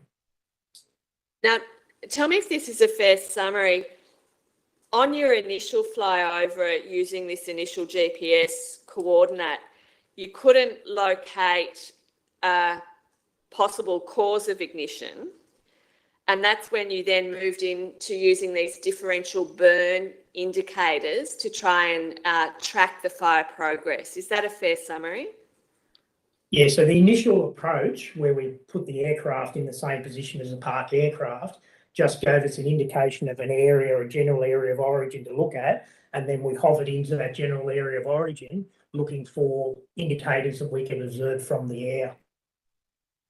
You then in your report say that you flew in some sort of grid flight pattern. Yes, that's correct. So What does that mean? Basically, we flew north to south, and then just I was actually sitting out the door of the aircraft, and the aircraft was fairly low to the canopy. So we flew north to south, and we flew different, probably about 20 or 30 metres apart, just going back and forwards. And then we flew east to west, doing the same thing. So we had a grid search, so we could have a good view of the whole area of where there was actual fire burn to eliminate any other possible ignition points. Are you trying to replicate from the aerial appliance what you would do if you'd actually been able to walk the fire ground? Pretty close. If we walk the fire ground, we do what we call a serpentine approach, which is like a snake. Yes. But it's pretty hard on an aircraft, a snake, so we wanted to make sure we didn't miss any part. So we would go one path, then move forward, go another path, move forward, and then we did it from the other direction, just to simulate a similar type approach. On this occasion, you've used the differential burn indicators visible from the air. Were there other macro indicators that you could rely upon? No, the only other things you can see, there's a lot of scorching of the canopies of the tree, which mean the flame height didn't get that high in the scorching areas. But no, the main area we looked at was the area where we had that differential burn, where there was an actual complete burn of material in that specific area. I'm going to have photograph 67 brought up on the screen now. It's your photograph 1. Can you see that, Mr. Howell? Yes, I can. Would that be page 72 in the old numbering, 67 in the current. Thank you. Yep. Okay. Now, is this one of the photos that you took in the vicinity of the GPS reading that you originally had from the Park Air photo? No. All right. Is this a photo that you took when you commenced that grid search pattern? That's correct. Or grid flight pattern, using the macro indicators to try and track fire progression? Yes. And are some of the macro indicators evident in this photo itself? We can see burnt and unburnt foliage. You can see in the centre there, it's a generalised view, but you can see in the centre there, there's an area where there is no foliage whatsoever. And you can see there's some of the trees are got a lot more burn around the outside of the tree. compared to the other trees. Is it the case that within this general area, you eventually isolated a tree that you suspect had been struck by lightning? That's correct. Were there any other trees with lightning damage evident anywhere else in your flyover? Not that we could observe. I'm now going to move to the next photo, which is your D2. It's page 73 in the old numbering and 68 in the current numbering. Yes. Do you have that? Yes. This seems to be a close-up of the from the photograph that we've just been looking at in D1. Is that right? That's correct. And is the lightning struck tree visible in this photo? It's the one in the middle that's basically charred on the outside, and you can see a bit of fresh timber to the top of the stump of the tree. On the right-hand face of the trunk. Yes. Right. And I think we've actually got that tree then in even better close up at your photo D6, which is page 77 using the old numbering, or 72 on the current numbering. That's correct. Might just have that photo brought up. All right. Now, could you explain to the court how you conclude that damaged tree to the right-hand side, or the trunk of a tree, has been affected by lightning? Yeah, lightning will have a lot of effects on trees, and it will depend on the amount of lightning that strikes the tree. It will depend on the structure and the integrity of the tree or any faults in the tree. But you can see this one, the main indicator here that we're looking at here, if this was a tree that was just burned, you wouldn't have that unburnt timber at the top of the tree. So this is showing that something's caused this tree to weaken very quickly and it snapped. But if that was caused by fire, you would expect that whole trunk of the tree to actually be charring at the top. You wouldn't have the clean timber where the tree snapped from some external source. Are you there referring to what looked like some unburnt fingers or fragments at the top of the tree where it's fractured? That's correct. There's an unburnt section on the left-hand side at the top of the trunk, and then Yes. you can see right where it's jaggedly broken, you can see Yes. some unburnt timber inside there also. All right. Now there's some unburnt timber on the right-hand side moving down towards the base of the stump. Is that right? Yes. And how do you explain the presence of that unburnt outer face? Those trees, if you actually look at the bottom of you can only see the bottom of the one on the right-hand side, you can actually see that there is some charring on the bottom there.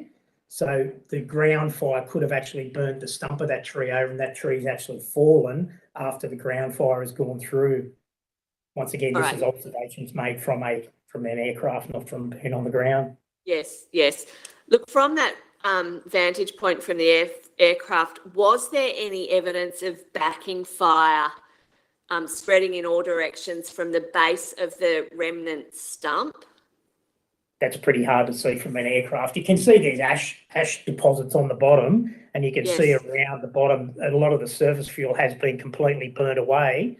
And if you have a look at the top of the photo to the right-hand side, you can see there's some small trees that have completely burnt off. But once again, you've still got some foliage there. So there's been flames there to scorch, but there hasn't been, in my opinion, enough flame height to actually burn those leaves in the foliage there. It's only scorched the foliage. Is that consistent with a fire in its incipient stages? That's correct.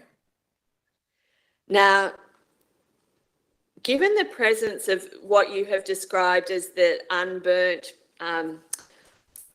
portions of the fragments at the top of that stump, are you able to say with any confidence when the stump might have been struck by lightning? And what I mean is, how do we know that this is a lightning damaged tree that was actually hit by lightning in 2017 or 2018, long before this fire? You would probably expect, like any bit of timber you leave out on the ground, the timber will actually weather, where this obviously timber hasn't weathered yet.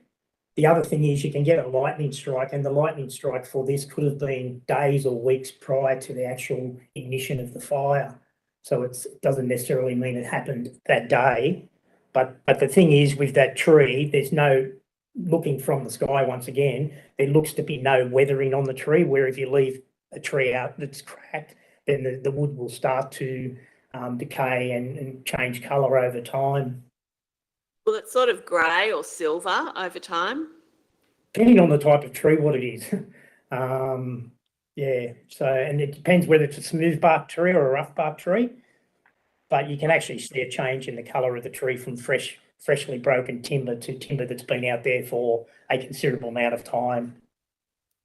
From a height, were there any other indicators pointing to any other possible cause of the fire at this general area of origin? No, we got down as low as we could on basically on top of the canopy, and we flew around a fair bit around this area, and I went through all the other causes of fire, and there was nothing to be seen in that general area that would have caused an ignition point. Have you recently been asked to review a figure 47 fire progression mapping produced by the RFS Predictive Services Unit, which you've actually annexed to your second statement? Yes, I have. All right, could I just ask you to turn that up? And Yes. Your Honour, this is page 77-4 of the brief. And it's also on screen if you need it there, Mr. Howell. Does this map show lightning strike data overlaid onto the fire progression map for the Green Wattle Creek and associated fires for 28 November 2019? Yes. And we're of course particularly interested in the bit that's marked in sort of a yellow and a light brown related to the ruined castle fire in the middle Yes. of that shot. Okay. Does that show 4 lightning strikes recorded in the general vicinity of where the ruined castle fire is believed to have commenced? That's correct. And could any of those 4 lightning strikes be a potential cause for the ruined castle fire? I would say more possibly the 3 that are around where it's showing the burn area. The 4th one's probably a little bit further down where the icon marking is, but Well, quite can we- possibly. I'm just going to ask you to identify them via the last 4 digits in each Okay. number. And So the it's 3 most likely are 362, 360, and 205. now that 4th lightning strike recorded as 340 sits near the little fire icon on the map, but the map seems to show unburnt ground between the fire icon and the ground burnt by the ruined castle fire. Does Yeah. that make sense? Yeah, because if you go back to the introduction of that fire progression document, Yes. and I'll just find the actual point where it says in 1, 2, 3, 4, 5th paragraph, many of the maps included here also display an icon point information. This Yep. point is not the point of origin of the fire. The incident point is the location where the fire summary information and alert level status advice, watch and emergency act warning information is displayed spatially in applications such as Fires Near Me and the Rural Fire Service Common Operating Pictures. So that's not actually showing you where the fire point of origin is. It's just an indication to show the general vicinity of the fire. Very good. Thank you. Sorry to interrupt. I think that Mr. Howell mentioned the numbers for the lightning strikes, and may have, if we could have the map up again, sorry, may have said the Yeah, incorrect it shouldn't number. have been 205. Yeah, that's correct. 206. Yep. Yeah. I can't even see it on my version. I'm sorry, my eyes and this map. Thank you, Your Honour. Thank you, Mr. Howell. Thank you. 206. That's 360 So if Mr. Howe, if you, Yeah, it should only be 362 and 360. The other one, the 260 is well south of that area. 206, you mean? Yeah, 206. I'm assuming that is identifying the circle near the start of the number. Is that correct? We don't know what it's identifying, but that seems to be a, There may be one underneath it. Yeah. Yeah, I thought it might have been identifying the one near the 361. okay. Can we agree that the two numbers at least that seem to land upon the area shaded as part of the Ruan Castle fire are strikes 362 and 360? Correct. And out of the strikes that are there recorded, they are the two most likely contenders for having ignited this fire. Is that right? Yes. Now, these are strikes that were recorded on the evening of 25 November 2019, and the fire was not reported until the afternoon of the 27th. Does that detract from the possibility that a lightning strike on the 25th actually caused the fire?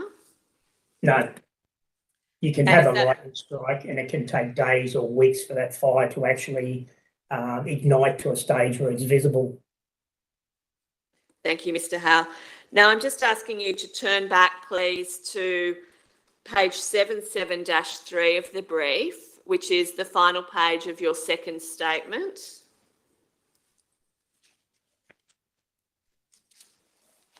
And in particular, paragraph 7.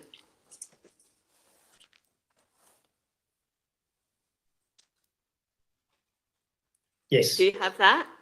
Yes. All right.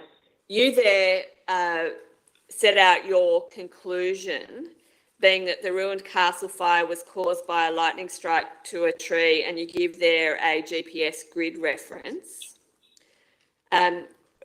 Where does the grid reference that you rely on come from?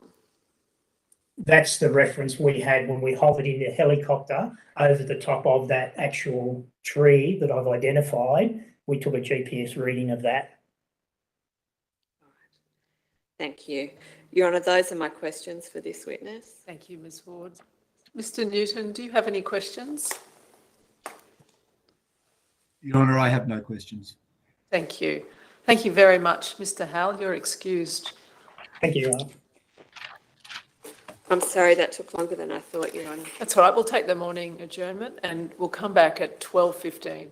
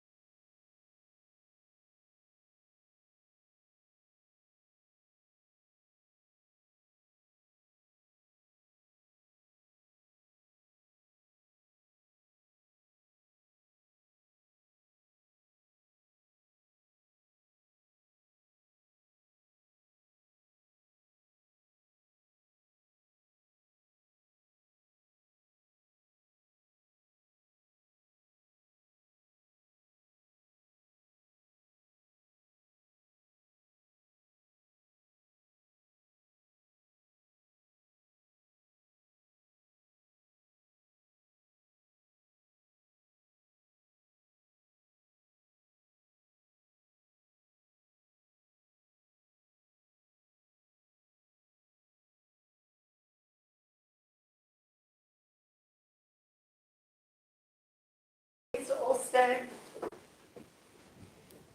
this coroner's Yes, Mr Wilcox. Yes, Your Honour. The next witness is Lee Nolan. Paul Lee Nolan. Ms Nolan, can you see and hear us in the courtroom? Yes, I can. Thank you. You'll just hear from the court officer now. Thank you. Do you solemnly and sincerely declare and affirm that the evidence you shall give will be the truth, the whole truth, and nothing but the truth? If so, please say, I do. I do. Thank you.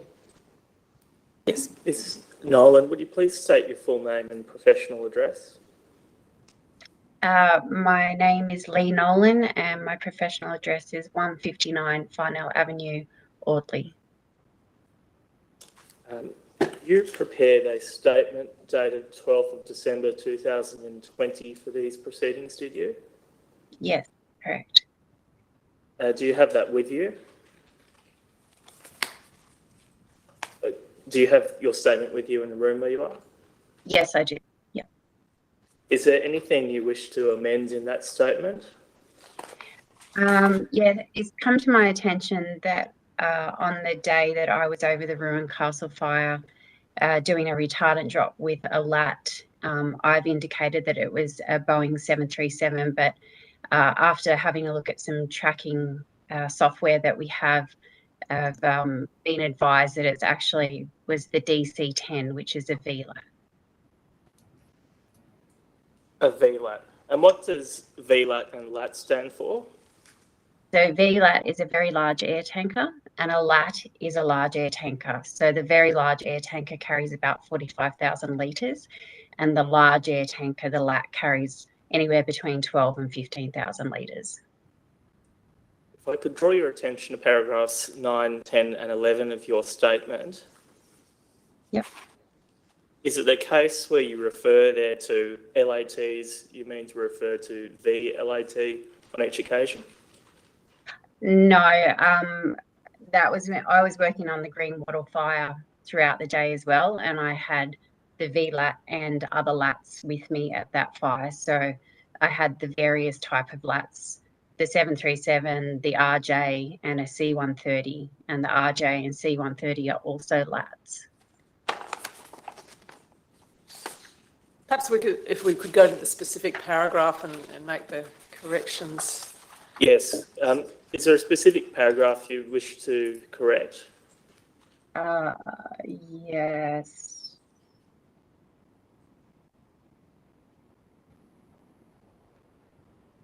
Sorry, I'll just find it. I think I...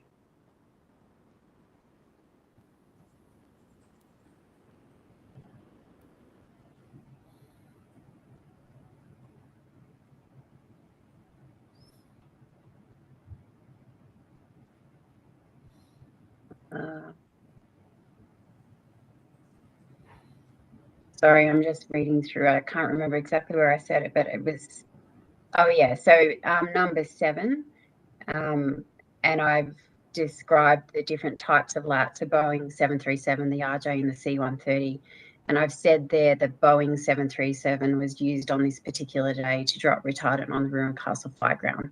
So that was in fact the DC-10, the VLAT. Thank you. Were there any other amendments you wish to make to your statement? No. And aside from that correction, is everything set out in your statement true and correct to the best of your belief? Yes.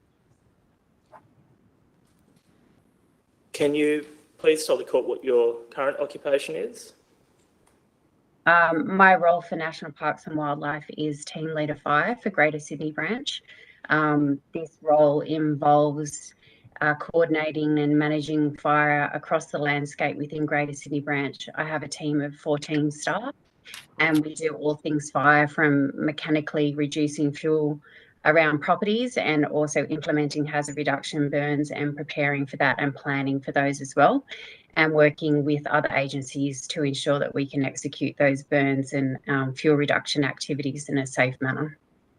Did you have that same occupation? Sorry, go on. Sorry, I also manage about 250 firefighters across Sydney to make sure that they're current in their skill set leading up to the wildfire season as well. Did you have the same occupation as at 27 November 2019? Yes, that's correct. And what role were you performing on the 27th of November 2019? My fire role is what we call an air attack supervisor. So the air attack supervisor is responsible for maintaining airspace safety with all the other aircraft, and also to strategize and work out tactics to reduce fire behaviour and potentially, hopefully, put them out. And so you were air attack supervisor on 27 November 2019. Were you in the Bird Dog aircraft? Yes, correct. So an air attack supervisor can be in the Bird Dog or in a helicopter, just depending on what the situation is. So I will occasionally also be in a helicopter over fire grounds as the incident air attack, and then we will come over in the Bird Dog as well as an air attack in that platform and do the same role. What kind of aircraft is the Bird Dog? So the Bird Dog is sorry, not a caravan. I think I've got citation in my head because that's they're the aircraft that we're currently about to use. Sorry, an Aero Commander. Sorry, I've got it written there in the paragraph. Is it the case that the Bird Dog is essentially a smaller plane than the large air tankers and performs a sort of scouting reconnaissance role over a fire ground? Yes, that's correct. So we go down and have a look at the fire ground, determine whether it's viable or not for the larger planes to come in. We are a little bit lighter and a lot more flexible, so we can get down in that low-level flying environment and determine whether it's safe or not. And then we provide that feedback back to the IMT and say whether it is viable or not, or even back to the large air tankers or the VLAT, and advise them of the conditions when they're down a little bit further, closer to the ground. So we work out the terrain, whether it's rising terrain or falling terrain, wind direction, all that type of thing, degrees that they need to come in on, what type of bearings, so that the line is relatively straight. It's a fairly coordinated process. I'll bring up an image which is page 4 of your statement, or page 85 of the brief. It's also on screen for you. You see those two pictures? Yes, I can see those. So these are some pictures that you've supplied of the large air tankers that are used, and in particular retardant being dropped in the picture on the right hand side. Is that correct? Yeah, that's correct. That's the 737. And it's the case, is it, that helicopters are sometimes used for firefighting? Can you comment on that at all? Look, usually helicopters are one of the first appliances on site, and they're used quite a fair bit in this remote country, particularly when it comes to lightning strikes. We usually have helicopters on standby not too far away, and they're there to do a reconnaissance and then potentially drop remote crews into that fire ground and then come back with buckets and assist. But if the fire behaviour gets too large and they need extra backup, then the LATs and VLATs can potentially be called in to assist to try and reduce that aggressive fire behaviour. And when you refer to buckets, that's buckets of water that are used in firefighting from a helicopter? Yes. Taking you to the 27 November 2019, in your statement at paragraph 6, you say at 18:07 hours, so 6:07 p.m, you were present at the Ruancastle wildfire. Yep. And you go on at paragraph 7 to describe your involvement in the fire that evening. When you then went out to Ruancastle fire and took some photographs, is that correct? Yes. Was that from a time about 6:07 or thereafter? Yeah, I took a number of photos leading towards the fire were a fair distance back, and then once I was over the fire ground, I took a number of photos. So it was, I think the first photo that I took was roughly around that time.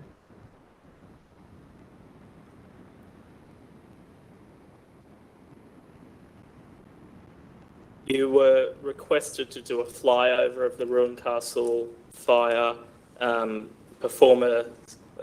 provide a situation report and take some photographs, advise the incident management team what the fire looks like. Is that correct? Yes, that's correct. And in terms of what the fire looks like, that included giving information as to its size, flame, height, smoke colour, path of travel. Yes. I'll take you to a picture in your statement, which will be brought up. Or rather, this is a picture that you supplied to the team assisting on the 9th of May 2022. Do you see that on screen with the red line? Yes, I can see that. Yep. And that, in this image, that's a photograph taken by you on 27 November 2019 of the Ruin Castle fire. Yep. Just for the record, Mr. Brookhouse, it's page 86 of the brief, is that right? Yes, so that is a copy of page 86, which is now being brought up. So it's taking you then to page 86 of the brief, page 5 of your statement. That again is the Ruin Castle fire photograph taken by you on 27 November 2019. Yes. And just going to the previous image with the red circle again. That's the same photograph, but with a red circle. Is that correct? Yes, that's correct. And what you've circled there is the Ruin Castle rock formation. Is that correct? Yes. And when we look at this picture, there's a ridge line. Is that the Ruin Castle walking track? Do you know whether that's the case? Yes, that's right. Yep. And then we see some white smoke below the red circle. That's where the fire had commenced. Is that correct? Yes, that's correct. And do you know, and it's the case, isn't it, that the smoke is to the west of the Ruin Castle monument? Yes. Yep. Thank you.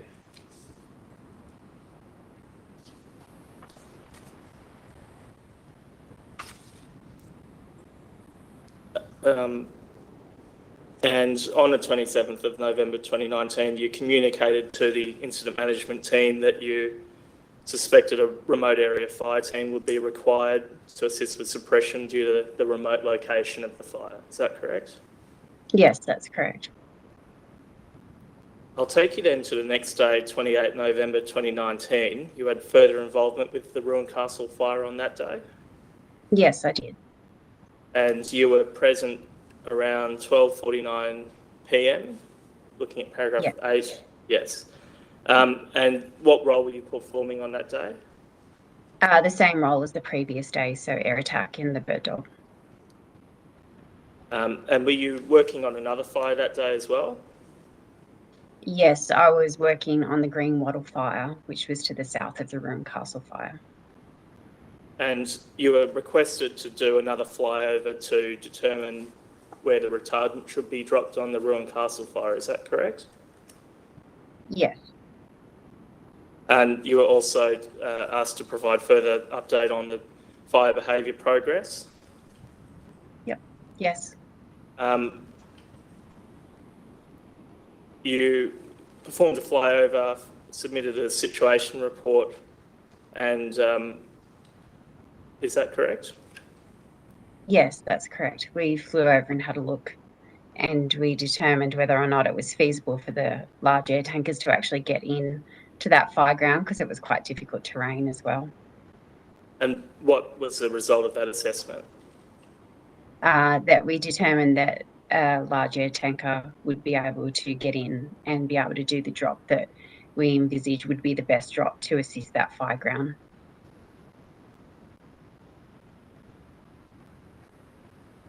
I'll bring up an image which is at page 87 of the brief, page 6 of your statement. Or rather, what I'm bringing up now is, I might move on to the next image, apologies. That is a photograph that you took on the 28th of November around 12:49 p.m. Correct? Yes. And that displays the ruined castle fire at that time. Yes, that's right. And if I go back to the image which was just shown with a red circle on it, that's the same image relevantly. Yes. And the red circle, again, is that highlighting the ruined castle rock formation? Yes. So we can there see a faint line which represents the ruined castle walking track running generally vertical on that photograph. Yeah, correct. And that's facing north, so that's running. Facing north. Yeah. Yeah. Yes. And then so the Okay. smoke it follows to the left is to the west of the ruined castle walking Yeah. track. Thank you. Yeah, correct.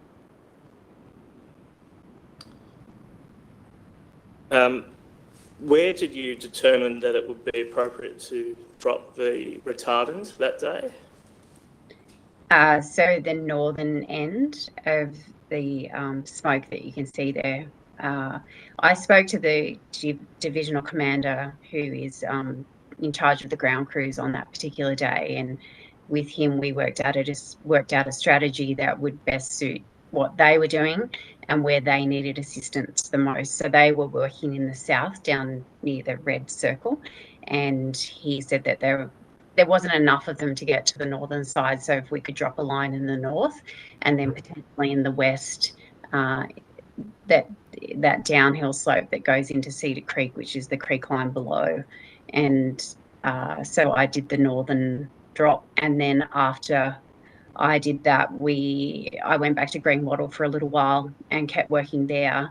And then the IMT requested another drop, but I had to go back in for fuel. And so another bird dog with another air attack supervisor came in and did the second drop down in the west. I think he did a couple of loads. And do you know how you referred there to the divisional commander fighting on the southern line? Do you know what the strategy was to contain the southern edge of the ruined castle fire? So they were doing a mineral earth line down the southern side. So basically from the walking track, the ruined castle walking track, in a westerly direction, but at the southern end of the actual fire ground. So they were tracking downhill, creating a mineral earth line, which can be quite successful in conditions like that, where the fire is still relatively benign, and with helicopter bucketing support as well. So they were working that southern line.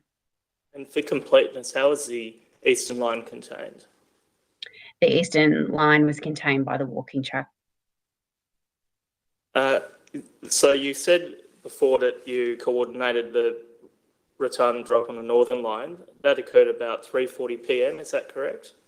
Yes, that's right. So sometimes the approval processes take a little while, and due to the extent of the fires around the state on that particular day, and the use of the LATs in across various other fire grounds, that it took a little while for that approval to come through. And when it did, I got the go signal, and so we went back over it there and we did that northern drop.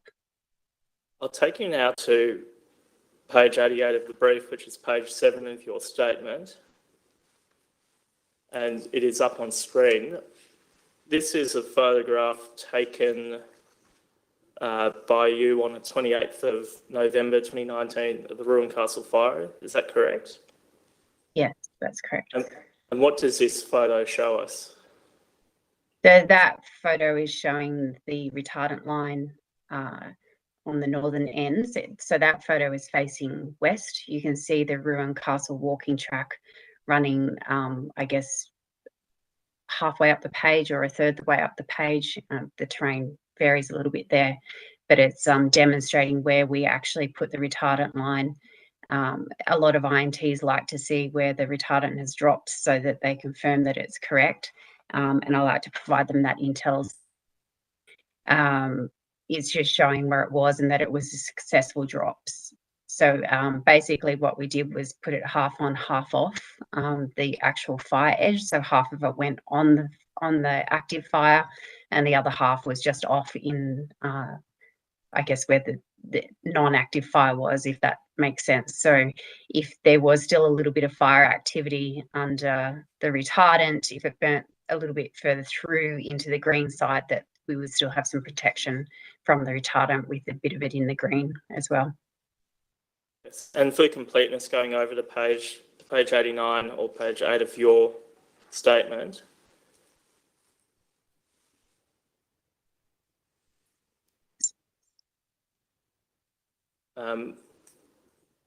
bringing that image up, that photo was also taken on the 28th of September 2019 after the northern retardant line had been dropped. Is that correct? Yes, that's correct.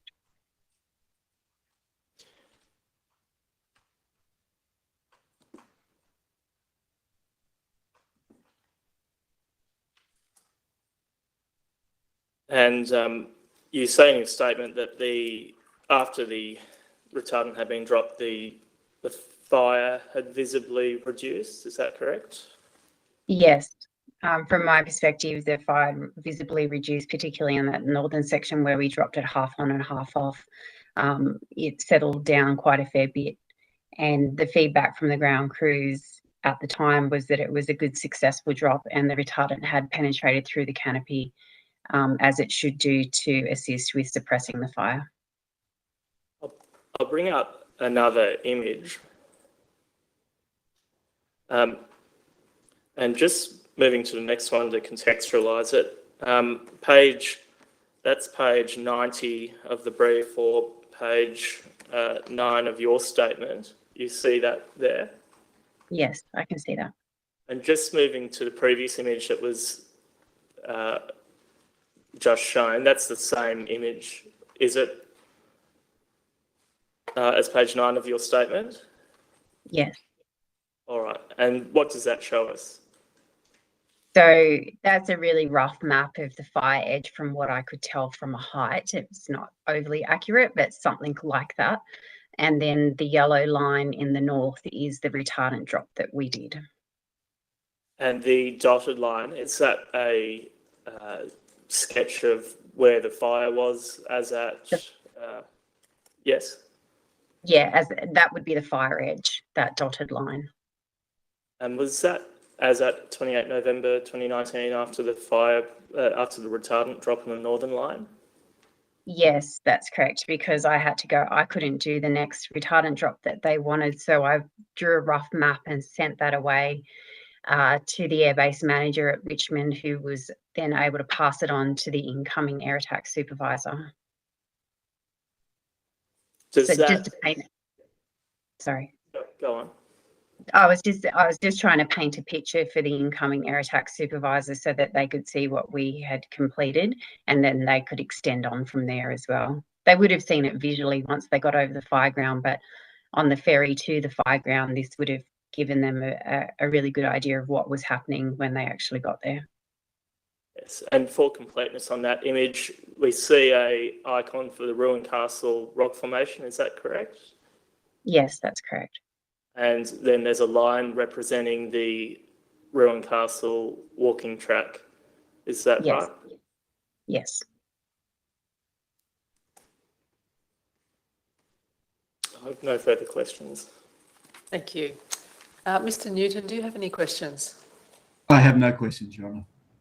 Thank you very much, Ms. Nolan. You're excused. Okay. Thank you. Thank you. Your Honour, the next witness is Nigel Holland.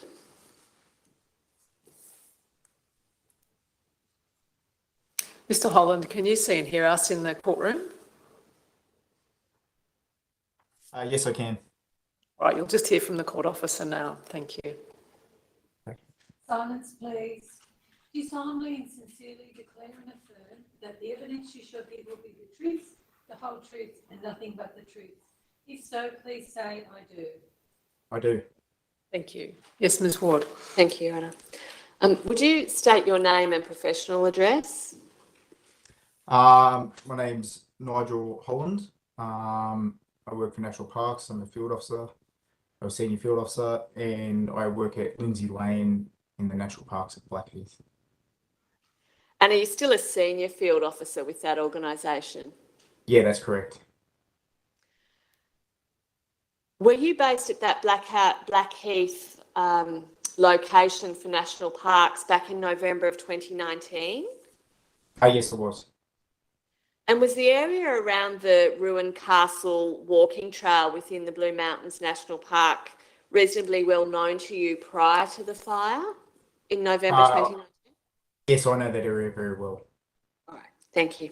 Now, Mr. Holland, you've prepared a statement, haven't you, to assist the court, which you have sworn on. I'll try and find the date.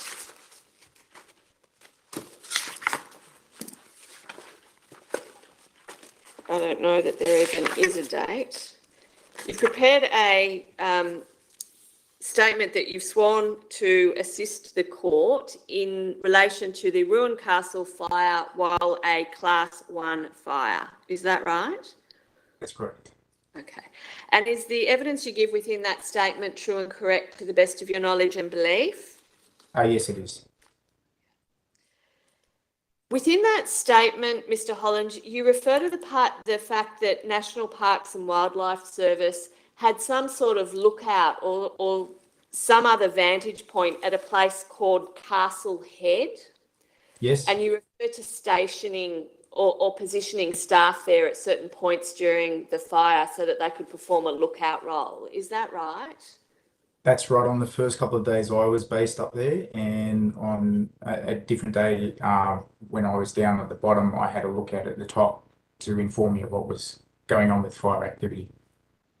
Is that Castle Head lookout, for want of a better term, is that located on the ruined castle walking trail?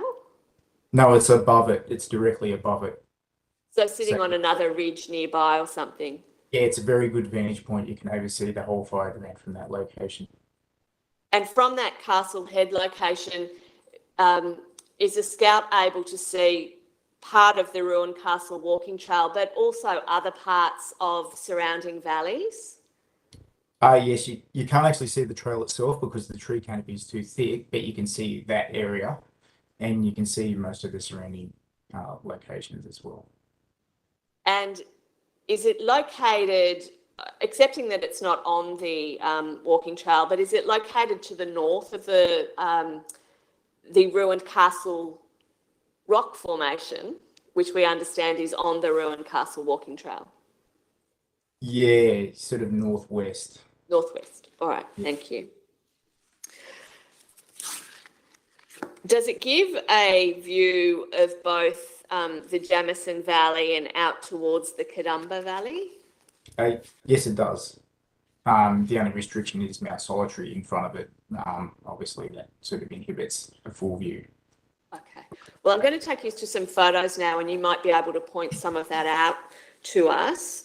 If you have a copy of your statement in front of you, I'm going to take you to photograph 7, which is on page 123 of the brief, and it's also come up on screen. Can you see that, Mr. Holland? Yes, I can. Now, that's a photo that you took on the 29th of November 2019. Is that right? Yes, that's correct. And you say in the caption to the photo that it's taken from Castle Head, and you're looking at the ruined castle fire.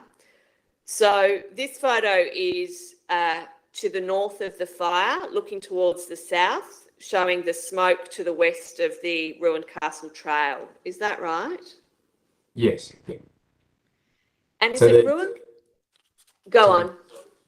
I was just going to say, Ruined Castle, if you look at the pink line, you can see that's the retardant line. At the very top of that, that's Ruined Castle itself. Yes, thank you. And then what's the, is that Mount Solitary that we're looking at in the distance, further to the south of the ruined castle formation? That's correct. Okay. That's directly behind it.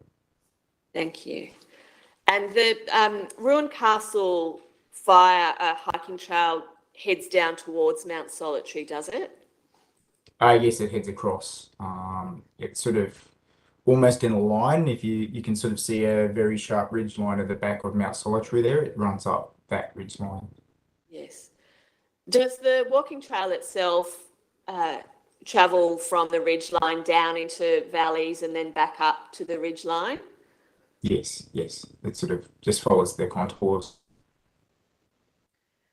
The pink to red line that's visible in this photo at about the centre point on the left-hand side heads down towards the column of smoke that we can see to the west of the trail. Yep. What's that? The pink line, that's the Yes. retardant line dropped by a VLAC. And at this point in time, according to the caption on your photo, you say that the fire was almost under control. Yeah, so that was at the end of, I think it's the second day of the fire, but it was the first day I was there. Yes. And the guys had done a lot of work. It was quite active beforehand, and they've reduced it down to that last little bit of smoke at the bottom. And at that point, I think it was close to time for them to leave for extraction. Do you know, was that crew that had to be extracted that afternoon? Are we talking about people having to walk to a helipad site and being extracted by chopper? Yeah, that's correct. And are the helipad sites strategically placed throughout that part of the national park? That particular helipad is the helipad we use to maintain the facilities at the camping ground there. So that's a permanent helipad that we were using. I'm going to come back to the camping ground in a moment, but can you just help me with sticking to this photo for the time being? Are you able to estimate the approximate distance from the walking trail along the ridge line down to the area where the smoke column is visible?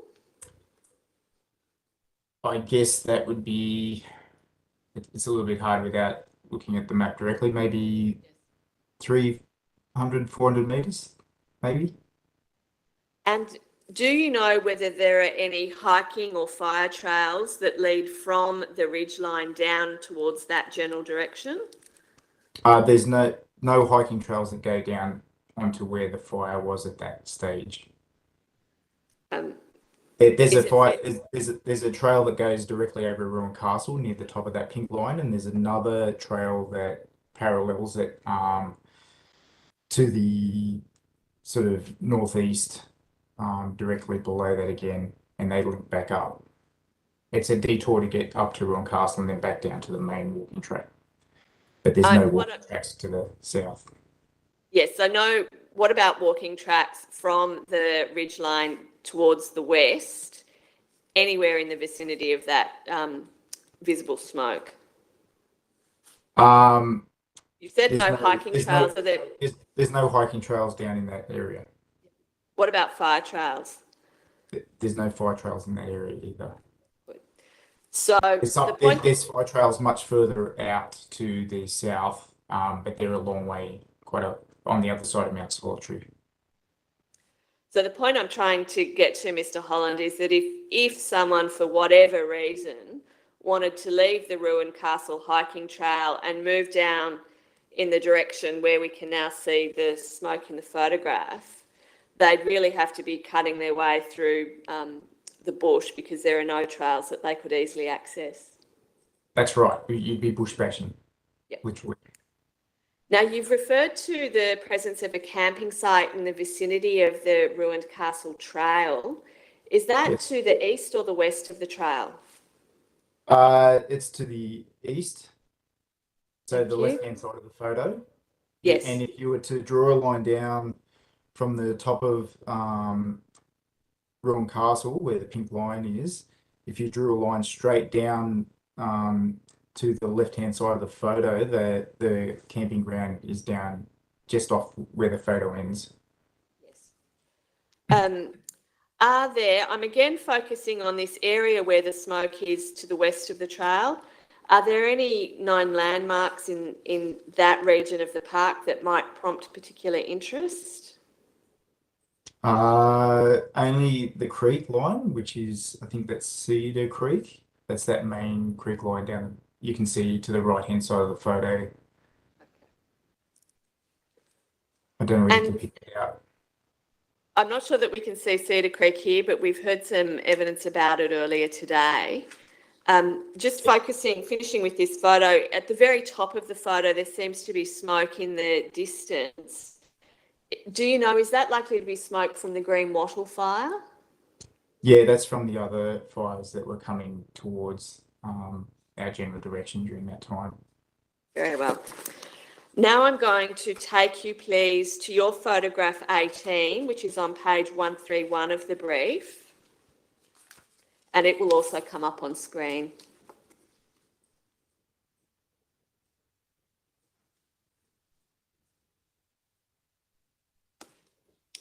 Now, do you see that, Mr. Holland? Oh, yes, I do. Is that a photograph that you took from the Castle Head vantage point looking down towards Ruan Castle on the 30th of November? That is correct. And this photo is taken just 24 hours later than the last photo we've been discussing. Is that right? Yeah, I think that was the second day I was on that fire. Okay. Later in the afternoon. I think that was later in the afternoon when after the crews left. This seems to be zoomed in to give a closer perspective than was used in the previous photo. Yes, yeah. There are other photos which I've also provided to national parks. Yep. Yeah. I'm sorry, I keep talking across you because I can't see your face when I'm looking at the photo sorry. on screen. So no, just my apologies. Is ruined castle rock formation shrouded in smoke in this photo? You can just see the top of it. It's just sort of sticking out at the top of the smoke there, in the middle of the photo. You can just make it out there. Yeah. It's sort of got smoke coming either side of it. Well, this photo certainly suggests that the fire was far more established by this point than it had the previous day. Would you agree with that? Yeah, I think this photo was taken after there was a wind change, which started to push the fire up on the narrow neck side, which is the to the sort of west. Okay. Sorry, the northwest. Yeah. Tell me if you agree with this.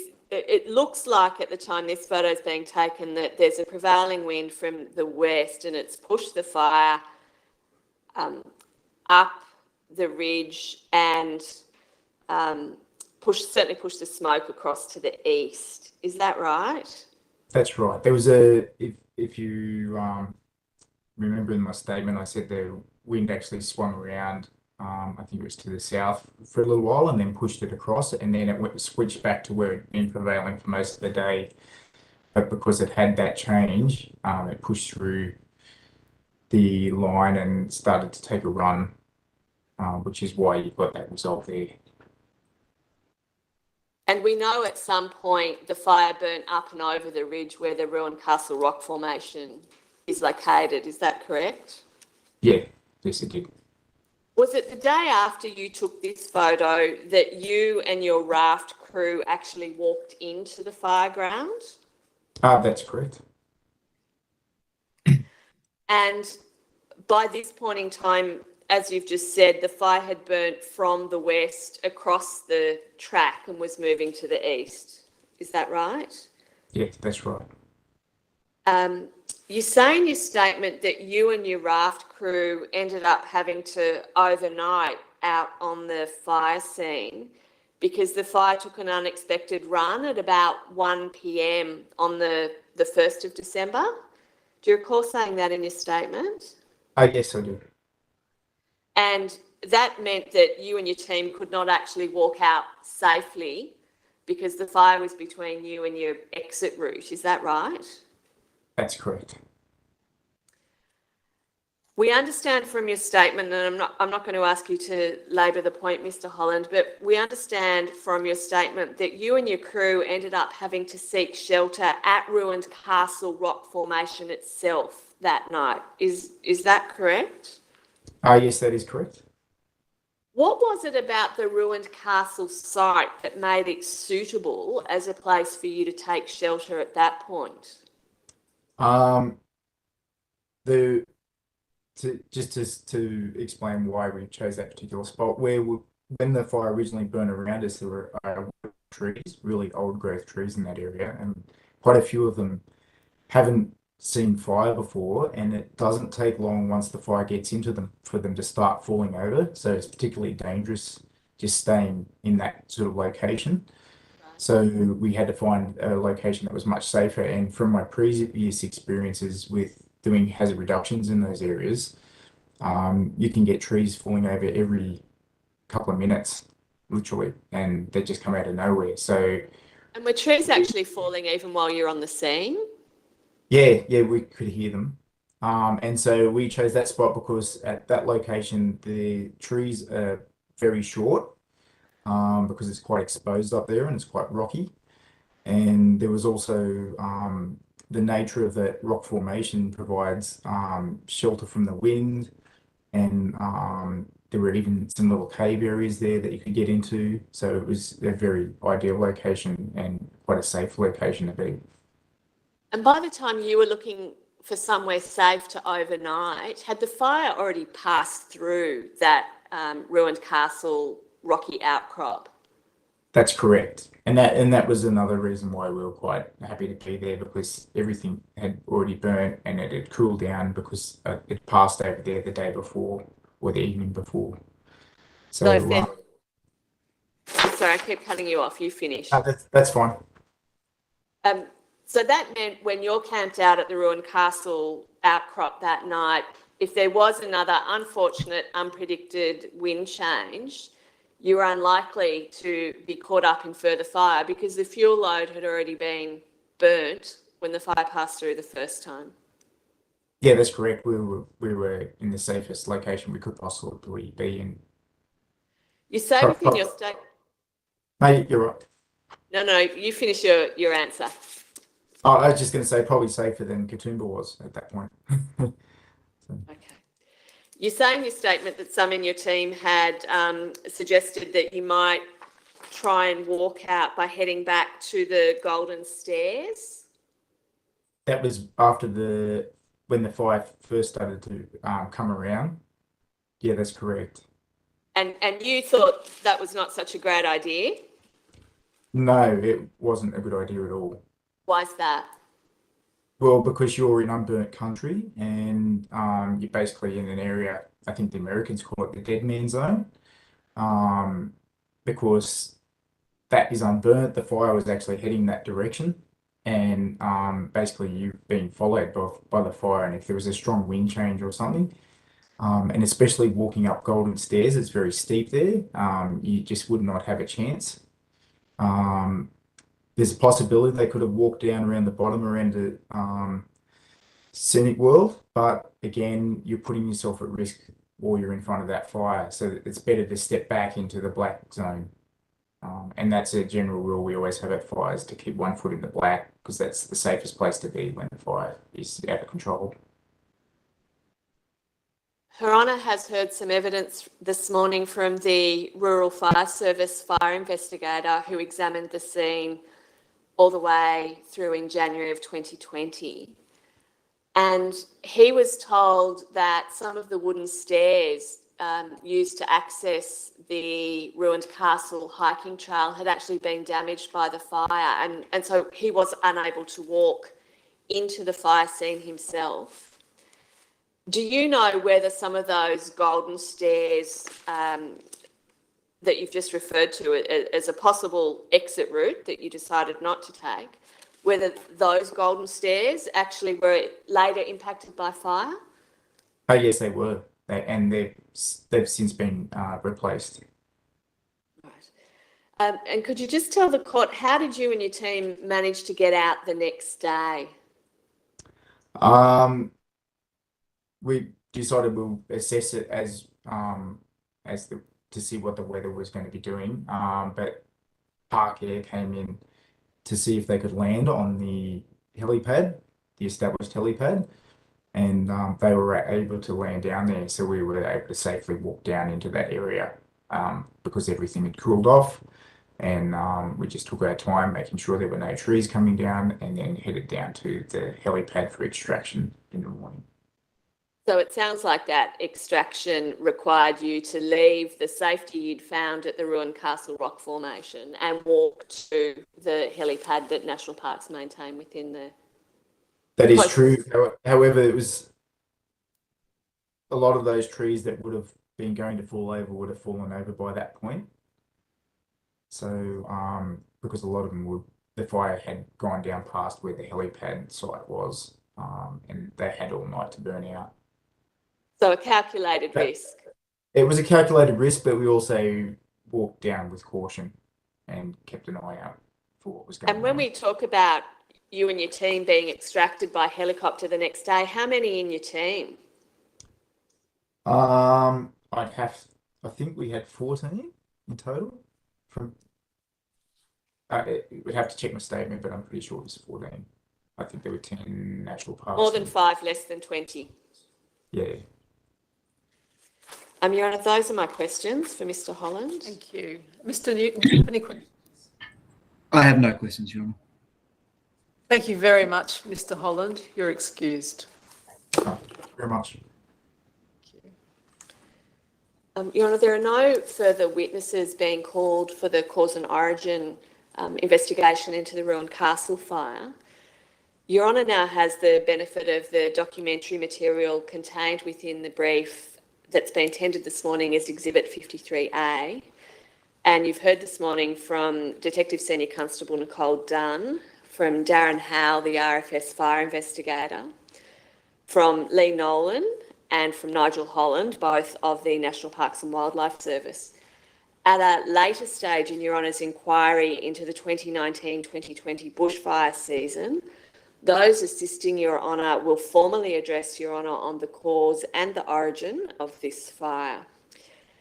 In that regard, I can foreshadow that formal submissions are likely to be made that the fire commenced as a result of lightning strikes in rugged bushland near the ruined Castle Rock Formation, but to the west of the ruined Castle hiking trail within the Blue Mountains National Park, sometime in the 2 days prior to the sighting of the fire, with the sighting having occurred on the afternoon of 27 November 2019. It is believed that a single tree was impacted by lightning strike at GPS location, GPS 494613, WGS UTM/UPS, south 33 degrees, 45 minutes, 31.5 seconds, east 150 degrees, 17 minutes, 40 seconds. Could I now invite Your Honour to formally stand this matter over until the 5th of September 2022, when we reconvene for the Stage 2 matters? I do. I formally stand this matter over to the 5th of September 2022. That's the close of business for today then, Your Honour. Thank you. Unless there's anything else, I will adjourn today and we'll resume at 10 a.m. tomorrow. Thank you.